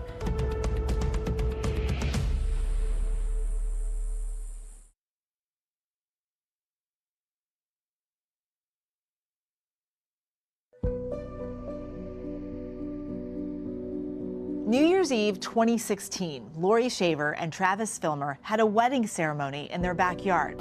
Until death do us part. Just steps from that fire pit where their initials are etched in the concrete. And a year later, the couple had even more to celebrate. And I looked at her and I was like, "Are you serious?" And she's like, "Yeah, I'm pregnant." And I was just floored, like absolutely floored. They would quickly add another child to their growing brood, along with the 2 kids Lori shared with her ex, Michael Shaver. Michael hadn't been seen by friends and family since he seemingly walked away from his life. Michael would pop up every now and then with Facebook messages to his family, to his friends. I don't want to be bothered. I'm working on myself. Even though the years were passing, friends and family said the occasional texts and Facebook messages led them to believe Michael wanted to be left alone. Everybody rationalized it as give the man space. We knew what he was going through with the family by this point. Yeah, I should have probably texted Mike more and called him, but we were never much into texting or phone calls. I had my first daughter, and I was so consumed in that. It was just there. Basically everything he owned. Yes. He walked away with nothing. I don't even know that he took his toothbrush. Katina tells Scott that during that visit, she asked Lori where Michael was. Lori told her that Mike got picked up in a black SUV one day, never came back. He would never do that to his family or kids. In a vacuum, you're not going to put anything together, but you start getting these other details. Clearly, something wasn't right. It's those details that made my stomach sink right away. Eventually, Scott pieces together that no one has seen or spoken to Michael in 2.5 years. He decides it's time to reach out to Michael's sister in upstate New York to compare notes. Scott and I just happened to be messaging back and forth one night, and we're like, none of this adds up. Stacy and I had been talking, they were getting these weird messages. They'd be kind of short, out of character. There was a wording that he didn't use. He never called me bro. There was a couple there that said, "Just leave me alone, I'm moving to California." Just some crazy stuff that just didn't sound like him whatsoever. He had texted me one day and asked, "What's Mom's number?" I tried to call her, it must have been changed. My mother's phone number has been the same for 30 years. With his suspicions growing, Scott does what any of us might do when trying to track down his now long-lost friend. He logs onto Facebook. I wasn't too active on Facebook back then, so I go to his page. And then I had noticed the profile picture had just been updated the month prior to some group of guys in a bar. I had to like zoom in and make sure, like nobody looked like Mike in that picture. Scott then does a reverse Google image search, trying to determine where this photo came from. Turns out, it matches a photo from a Bloody Mary mix company. Clearly, somebody took that picture online and put it as his profile picture. And Michael's recent posts also seemed off. They were different from what he typically posted in the past. His activity on Facebook was usually pictures of himself, pictures of friends, pictures about the plane that they would work on. All of that ended, and then it started up with various silly memes that were just not in keeping with his personality whatsoever. Michael's friend Scott, along with his sister Stacy, knew it was time for something drastic. Since I was in New York and Scott was in Florida, Scott told me that he would go to the police. And when I called, I said, "I'd like to file a missing person report." You know, they asked, "Well, when's the last time you seen him?" And frankly, I said, years. They didn't take me seriously at first because you now file a missing person report years later.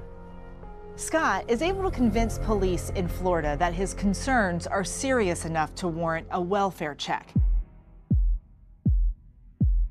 And when a deputy goes to Lori Shaver, happening next door to me.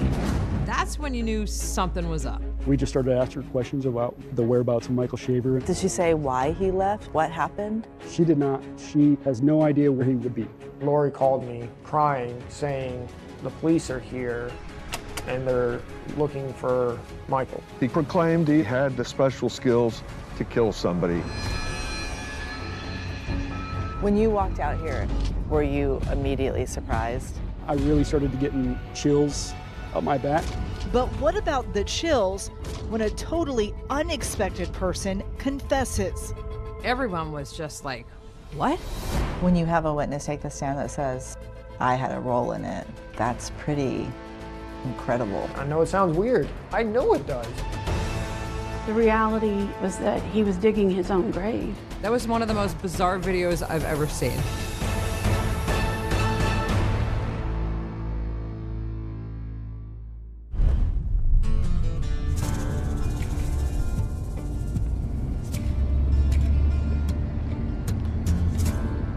This has got to be the strangest case in my career that I've ever seen. It was as though this guy had literally just vanished. November 7th, 2015 was the last time anyone saw Michael Shaver alive. His family hadn't seen him. His friends hadn't seen him. No one had actually talked to him on the phone or talked to him in person. It was very weird. They will tell you he would never, ever leave his 2 children. He had 5 acres of property and a tractor. He walked away with nothing. It's been 2.5 years since anyone has seen or spoken to Michael Shaver. His loved ones are concerned. So his longtime friend, Scott Amatuccio, decides to call law enforcement. He requests a welfare check. So this is South Claremont. We're probably 40 minutes northwest of Orlando. So this is a very rural area.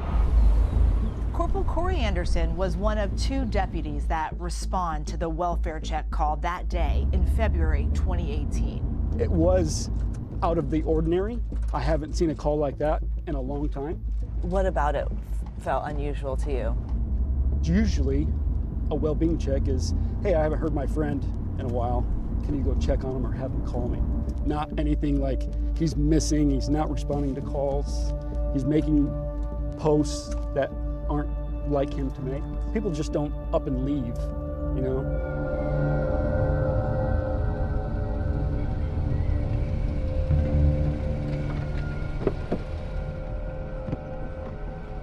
So you pull up to the house. What's the first thing you do when you get here? Deputy Morris and I, we meet, and then we approach the house together. Did someone answer the door? Yes, Miss Shaver answered the door. She had a 2-week-old infant in her arm, so she stood on the porch and we just started asking her questions about the whereabouts of Michael Shaver. What was her demeanor like? Was she friendly? She was cool as a cucumber, and it made it almost alarming. It gave me chills speaking with her. Lori really didn't seem very apprehensive or nervous or surprised. The way that she was answering questions, withholding information. What kind of withholding of information? Some of the dates that she used for when he was last seen, the last time he was at work, the day-to-day things that she would know weren't adding up. Did she say why he left? What happened? She did not. She simply said that he absconded and has not been seen or heard of. Has no idea where he would be. Corporal Anderson then asks Lori if he can take a look in the backyard. She welcomed them onto the property. She appeared to be very cooperative. She appeared as though she had nothing to hide. Obviously, they noticed it was a beautiful, sprawling 5-acre piece of property, and they were able to walk the outside of the property and look around. The deputies noticed multiple outbuildings in the backyard, as well as a chicken coop, rabbit hutch, a fire pit, and an above-ground swimming pool. But when they ask if they can perform a more thorough search of the backyard, things take a turn. And that's when her cooperation ended suddenly. She said, you guys need to get off my property. Oh, immediately. And you can contact my attorney. So that was a huge red flag for me. That's when you knew something was up. She shut that down and couldn't get them out of there fast enough. So detectives got the report from the deputies, and they began to plan their next steps and how they were going to move forward to get back out to the property and do a more thorough search. I had just left work. I was on my way home, and Lori called me crying, saying the police are here and they're looking for Michael. She was very upset. She seemed like she didn't really know what was going on. Lake County deputies say it was his friend who initially reported him missing. Today, we're learning more about Michael Shaver. I turned on the news, and that's when it hit that he's actually missing, that it's not good. I remember thinking it's a complete misunderstanding. They're gonna find that he just wasn't where he was supposed to be. It just kind of snowballed into he's missing. Working to learn what happened to a man who's been missing. Channel 9 was there from the beginning. We went out to her house and said, hey, your husband's missing. Is there anything you want to say? I wanted to ask you about the sheriff's office investigation into your missing husband. I have an attorney. You have an attorney? Contact your attorney statement. She basically told us to get away from her truck, and she didn't want to talk to us. What happened to your husband, though? Have you not seen him since 2015? His wife didn't report him missing at all, and years go by. You would think a spouse would want to talk and get his picture out, get the information out. She blew by her cameras. She had nothing to say. Meanwhile, as detectives are digging for more clues into Michael's possible whereabouts, they discover some startling information. They learned that his driver's license was expired. There was not a new driver's license issued in any other state. Here, good luck. Have fun. Thank you. His pilot's license were expired.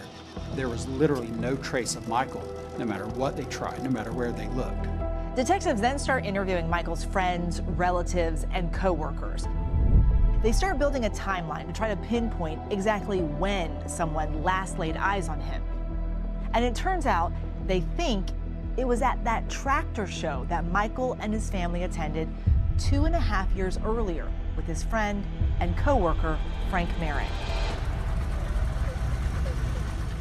He was there at the tractor show, and then the next week he was gone, and there was nothing in between. And it was just days later that Michael sent that strange text to his boss, abruptly quitting his job. Based upon all of these bizarre circumstances, we knew something had happened to Michael. 3 weeks after that initial welfare check, detectives finally secure a search warrant for Laurie Shaver's property. It was a huge scene. There was law enforcement up and down the road. Investigators come in with cadaver dogs, and they start searching the property. I've seen it on TV, on the news, but I never, ever imagined this would be happening next door to me. One of the cadaver dogs is walked along the backyard and alerts to a dirt mound multiple times. That's when they brought in all the big guns, the big equipment. We began digging up that yard.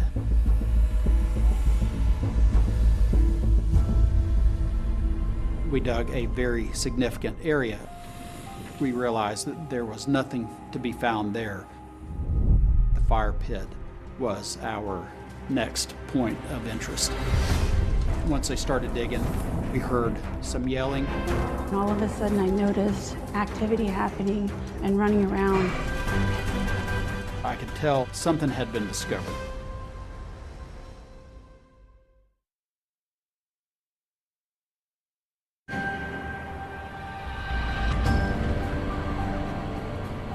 Investigators with Florida's Lake County Sheriff's Office are back at Michael and Laurie Shaver's home, armed with a search warrant.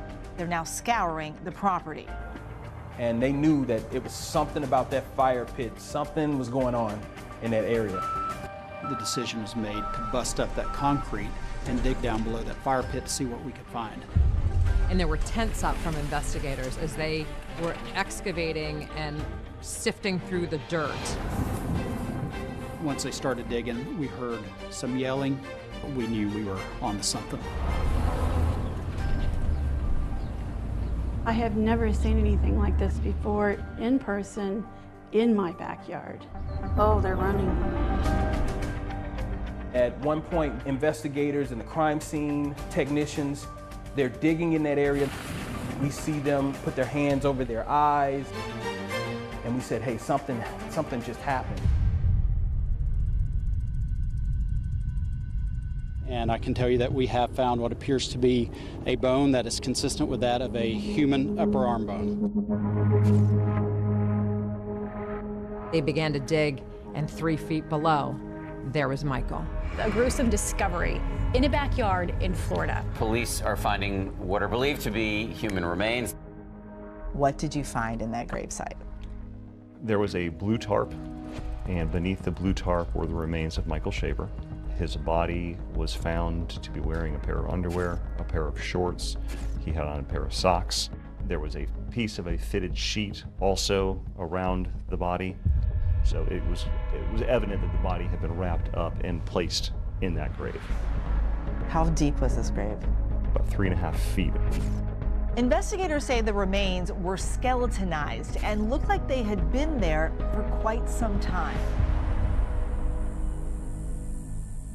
When the body was discovered, Lori was sitting in her truck.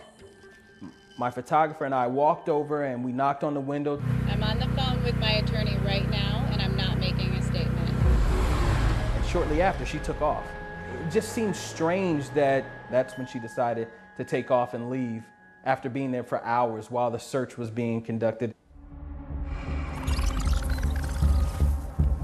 3 weeks before the remains were found, back on the day of that welfare check, Corporal Corey Anderson was convinced there was something underneath that concrete.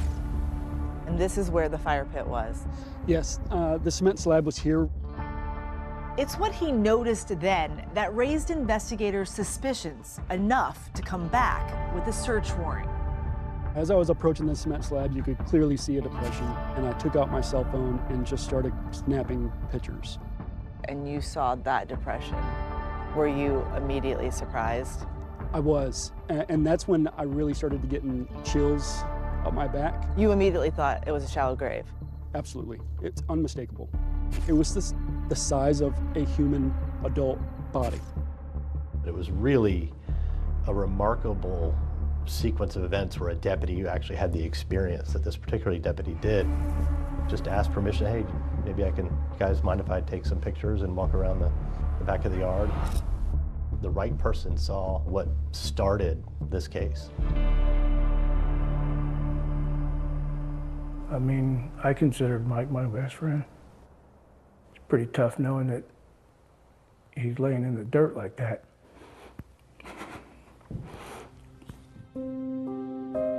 It was absolutely devastating.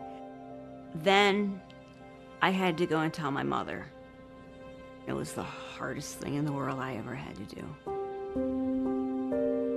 I just started wailing and crying, and it's a terrible thing. It's just terrible. As painful as that moment was, Michael's family says, finally, all the hurt and confusion around his unexplained disappearance made sense. When they said that they got all the remains out, I knew in my heart that was Michael. Are you guys Michael's family? You know, even though it couldn't have been identified that day, I knew that it was.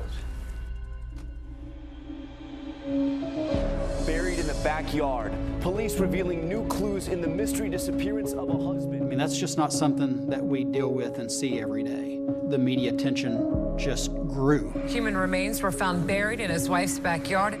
The headline for the day was "Missing Man's Body Found in His Backyard." In that same place, his wife had remarried.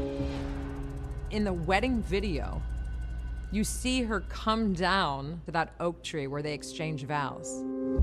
And her husband is dead, buried underneath that concrete slab that she's walking down to marry the next guy. She had her wedding virtually on top of her husband's body. We were sitting in the fire pit, by the fire pit, not knowing that Michael is under that fire pit. That's where I sat. Until death do us part. So this whole scenario, it's like I'm living in the Twilight Zone and I can hear the theme song going on. Do, do, do, do, do. That's what's going on in my life. Excuse me, sir. Do you guys know anything about what's going on inside? No comment? When they found the remains under the fire pit, I couldn't believe that. Lori had kept telling me that she didn't know of anything. But now investigators have Lori Shaver in their sights, and they want to hear exactly what she does know and when she knew it.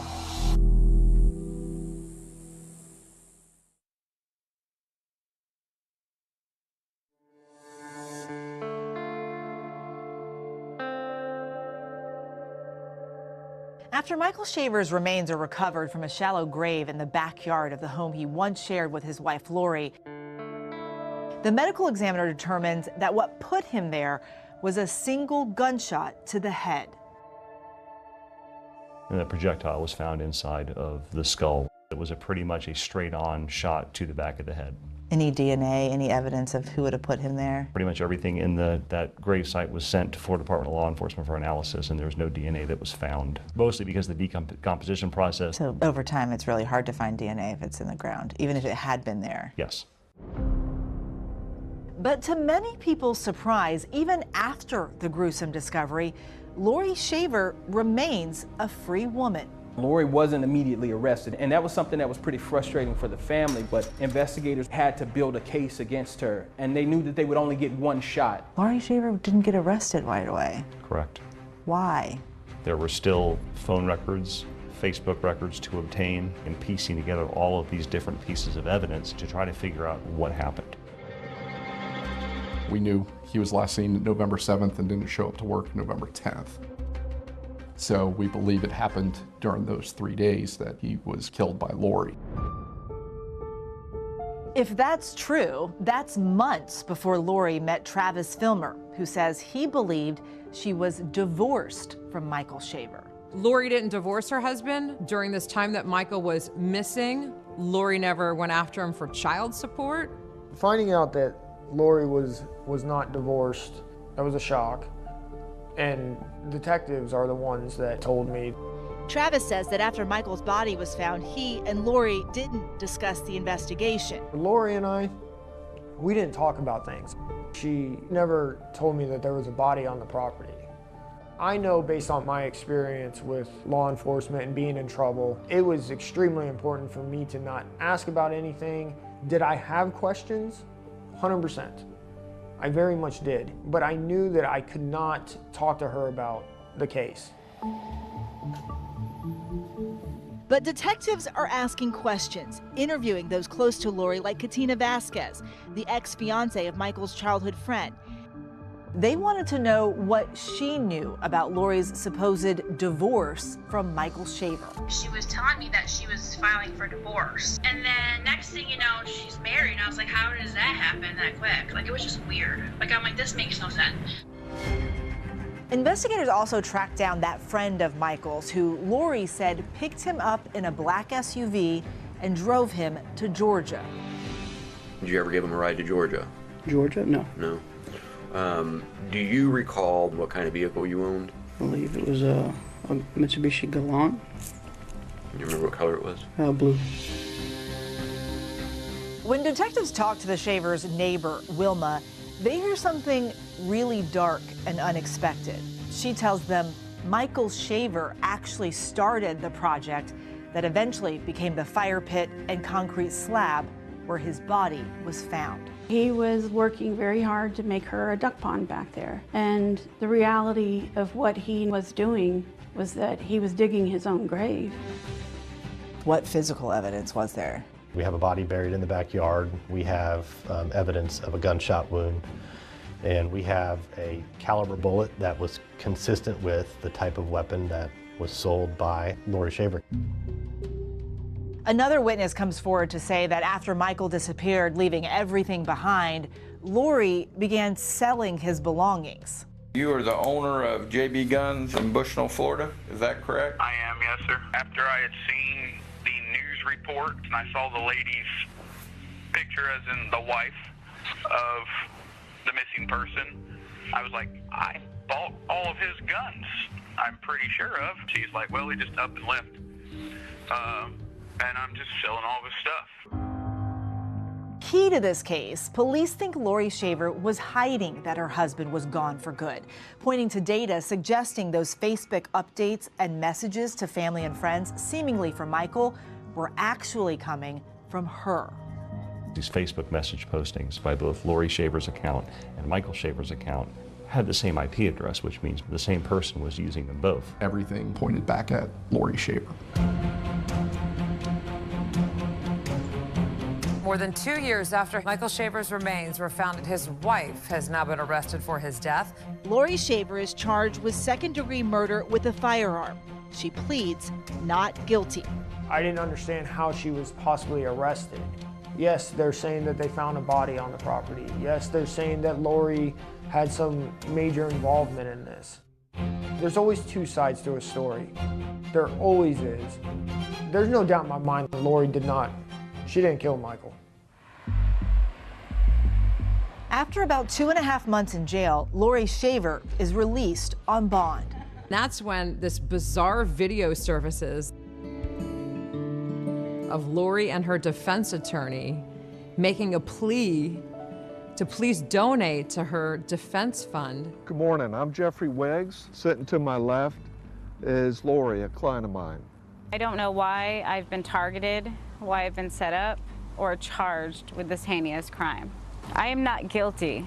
I am a daughter, I'm a friend, I'm a neighbor, I'm a servant of God, I'm a wife, and I am a devoted mother of 4. In that same video, Lori's attorney says his client is innocent, and at trial, they are prepared to say who actually killed Michael Shaver. We're not going to mention his name. He proclaimed he had the special skills to kill somebody. As her trial nears, Lori Shaver's attorney makes another shocking claim. Now, it's not just one person responsible for her husband's murder, but 2. And who they say that second shooter is takes everyone by surprise. Honestly, I've never heard such craziness.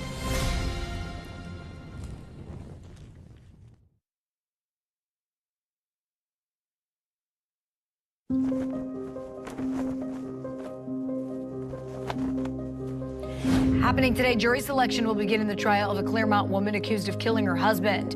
In September, almost 9 years after Michael Shaver was last seen alive, prosecutors are now hoping to prove that Lori Shaver was the one who killed him. But they'll have to do it without fingerprints, DNA, or other forensic evidence.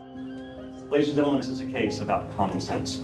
In your opening remarks, you made the comment that you have to use a little bit of common sense here. We have the defendant's husband buried in her own backyard, and that points directly to Lori Shaver. In their opening statement, the defense finally discloses who they say actually killed Michael Shaver. It wasn't Lori, it was Jeremy Townsend, or Jay, that man she had an affair with before meeting Travis. And they say someone else fired a shot too, Lori's then 7-year-old daughter, Isabel. I shot my dad. That was a bombshell. The defense presents a stunning story to the jury. This bell shape, and this young girl, in desperation and in fear, runs and retrieves a firearm. As she believes she shot Michael. They were separated. Michael came in the residence one morning. Lori was getting the children ready for school. Lori refused to go back with him. He got angry, started beating on her. Lori ended up on the floor. Isabel retrieved a handgun, and she believes she shot Michael Shaver. And at that very moment, the defense says Jeremy stormed into the house and took control. And walks Jenny. Takes a gun from Isabel. Shoots Michael Shaver. says, Lori, get these kids out of here, I'll take care of this. But prosecutors say this story is preposterous. They argue that Lori Shaver acted alone and killed Michael for her own selfish reasons, to be with her then boyfriend, Jeremy Townsend. What is the motive here? Lori really wanted to be with Jeremy. She actively sought to ruin that relationship between Jeremy and his wife. She pretended to be Michael in order to out Jeremy to his wife. And she tried to do that through Facebook messages from Michael's Facebook account. And when she didn't get a response from Jeremy's wife, Vanessa, she sent a bouquet of flowers to Vanessa with a card. The card that came with those flowers, did that include a message? It did. And can you go ahead and read that message to the jury, please? Right. That's okay. Ms. Townsend, is this a difficult day for you? It is. It says, roses are red, violets are blue, my wife is a whore, your husband is too. Sorry about this. Check your Facebook message, we need to talk. Mike. The flowers that were delivered to Vanessa Townsend were actually paid for from Lori Shaver's bank records. Up until this point, did you have any knowledge that your husband was potentially having an affair? No. Lori was convinced that Jay was leaving his wife, and that couldn't have been further from the truth. State calls Jeremy Townsend. He walked into the courtroom in a suit, but he looked like Aquaman with the long hair. Was there ever a time that Lori Shaver expressed to you that she wanted you to leave your wife to be with her? Yes. And was that what you wanted? No. They're supposed to be friends with benefits, no strings attached. He went on and said, I had nothing to do with this. At any point did you shoot or injure Michael Shaver? No. At any point were you involved with disposing of the body of Michael Shaver? No. And after the affair was exposed, what happened with your relationship with Lori? I cut it off. They say it's not the crime that gets you caught, but the cover-up. And prosecutors argue that Lori's attempts to impersonate Michael online show all the signs of a badly executed cover-up. Facebook helped solve the murder. Michael's family up north had heard from his Facebook account. Was there a period of time where you reached out to Michael Shaver in an attempt to communicate with him? Yes. It says, hey, Uncle Michael. And what was that response? Who are you? I don't have any family anymore. I have no clue who you are. Now stop messaging me. Lori was using his cell phone and his Facebook account to present this facade that Michael was still alive. The defense argues the digital evidence is unreliable. It could have been anyone accessing Michael Shaver's Facebook account. You'll ask yourself this, how does this digital data prove that Lori Shaver killed Michael Shaver? It doesn't. But prosecutors say they have more than digital evidence. They argue that Lori had access to multiple firearms that could have killed Michael Shaver, including the pink and black .38 caliber revolver that she sold after Michael was last seen.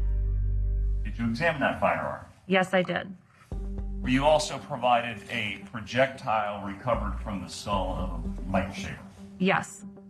The projectile was in very rough condition.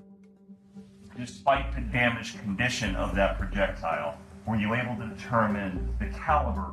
In this case, the caliber was determined to be .38 caliber class.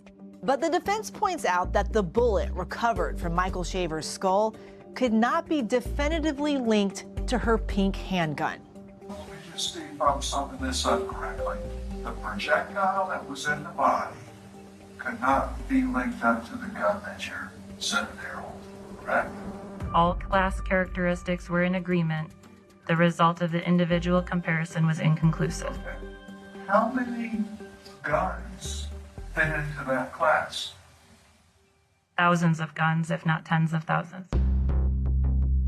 With the state's case laid out, it's now the defense's turn, and they're about to call their star witness, Isabel Shaver, Lori and Michael's daughter, who was just 7 years old when he was last seen alive. She's now 15 and says she's prepared to tell the jury what really happened. Isabel, I'm sorry I have to do this. Do you know anything about the death of your father? I do.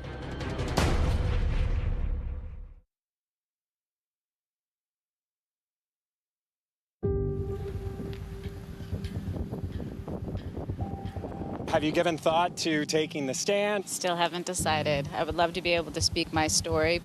Now, the defense also confirms with me that they say her daughter will take the stand. Lori Shaver's defense is built on what she says really happened the day her husband died. And to lay out that story, they call to the stand the person they claim fired what they say was the first of 2 shots, her 15-year-old daughter, Isabel. My name is Isabel Shaver. Because she's a minor, Judge Carrie Rada does not allow Isabel's face to be shown during her testimony. How old are you, Isabel? I'm 15. I turned 16 this Sunday. Would you explain your relationship to Lori Shaver? Lori Shaver is my mother. Me and her are very close. She's like my best friend and a mom in one. Has anybody pressured you to testify in this cause? Absolutely not, no. Do you know anything about the death of your father? I do. Do you know anything about how your father died? I do. Isabel tells jurors a stunning story that when she was just 7 years old, she witnessed a violent confrontation between her mother and her father, Michael, while the two were separated. He pushed her onto the ground and he started kicking her in the stomach and in the back. And he was like saying that he was going to kill her at this time. I heard my mom screaming for help, obviously, and then he put his foot on the side of her face and pushed it into the ground. And I didn't hear her anymore. And so I went to my mom's room and I went at her end table and I grabbed her gun. And I shot him.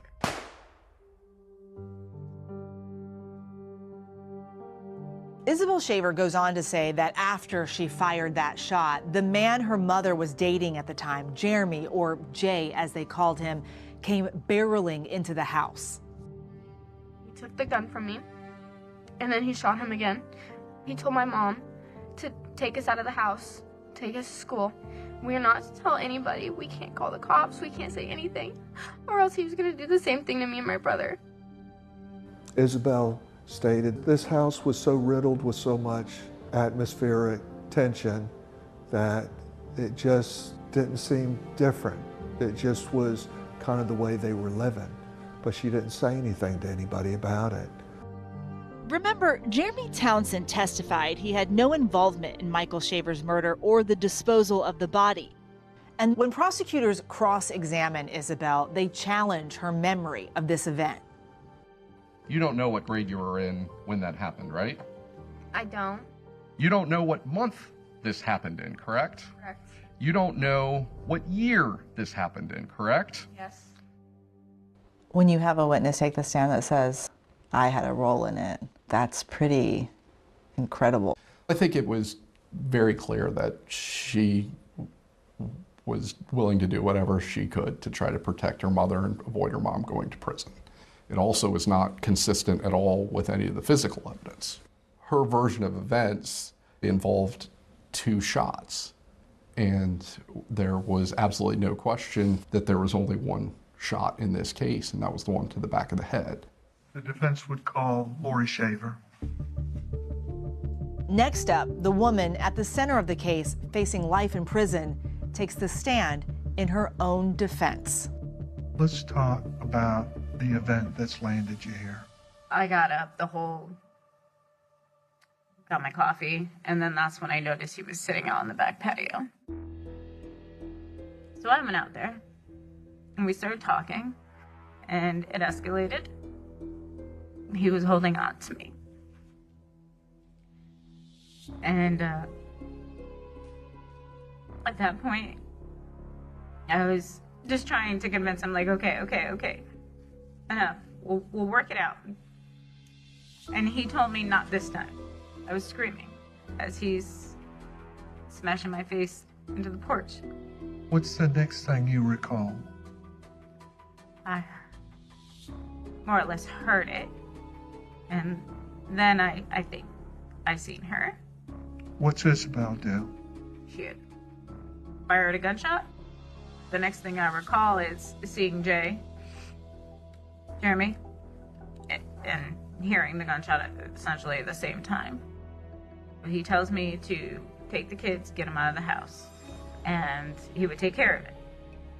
He insinuated that if we said anything, that he was not going to take the blame for this.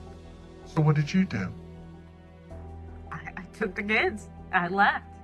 Lori Shaver tells the jury that when she came home that day, Jeremy was gone, and so was Michael's body. According to Lori, she had no idea his remains were buried in her backyard.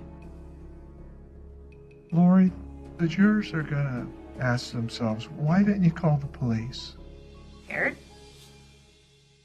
I didn't know what to do. When prosecutors finally get their chance to question Lori Shaver, they challenge her for more details about what they say is a story full of lies. The biggest question I have for you is, when did your husband get killed? The exact date I cannot recall. It was beginning of May 2016. It was not November. Prosecutors say Lori wants jurors to believe that Michael was actually alive in May because that's a full 6 months after he was last seen by anyone. When he left and moved out, he left his car, correct?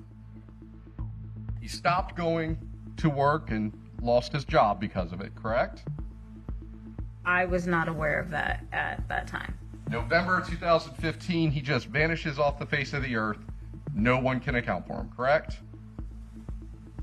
I don't believe that that's true.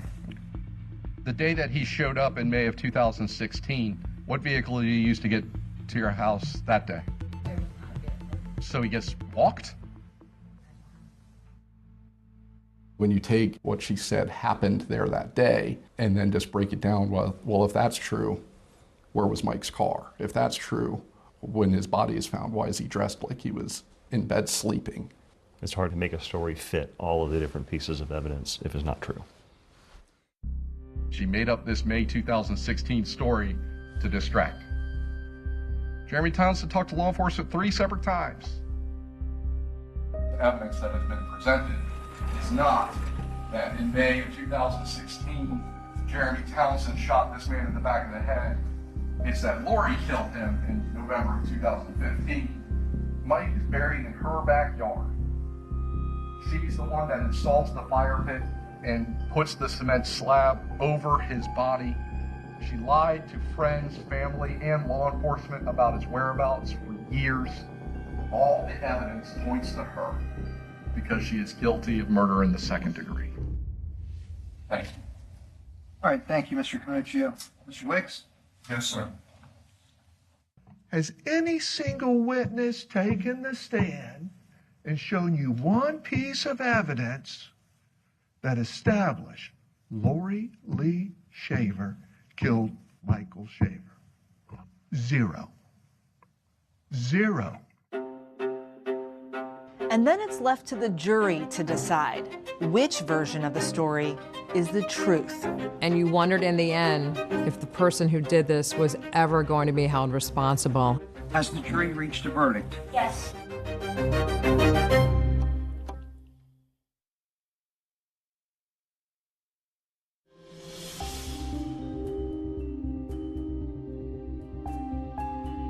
Right now, closing arguments are done for the Lake County woman charged with her husband's murder.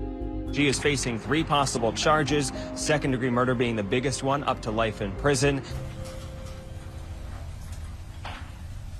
The biggest thing that I struggle with and that my heart breaks for is my kids. I don't want to see the look on their face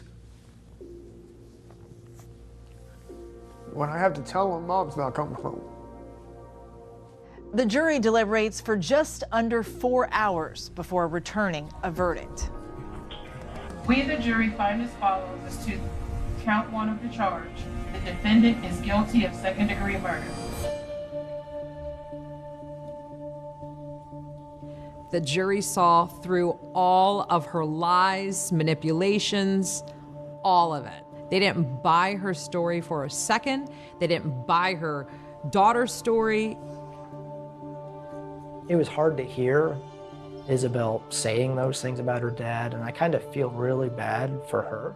Everybody that knows Mike knows he had a great relationship with both of his kids. Your reaction, your thoughts as soon as that verdict came down? Elation. We were very happy. This was a long time coming. It will not bring him back, but there will be justice for him finally. It was celebration, sadness, several different emotions. She was part of our family, somebody that you feel that you love and you trust. So also a letdown in some ways, and to see somebody that you did care for at one time that did something so bad. No, I did not get the answers. Why? Why wouldn't she have just let him go in a divorce? She could have carried on her life. And she got married here. Yep, right out there. We walked by here, walked through here, walked all the way out, and yep, right past, you know, a human being. That was just, it's so disturbing because, again, we've been out here. I've stood right where he was, and I didn't know. It upsets you. Yeah. Michael, he was such a great, great person. He loved everybody with all that he had, and I think his spirit will finally be able to be at peace.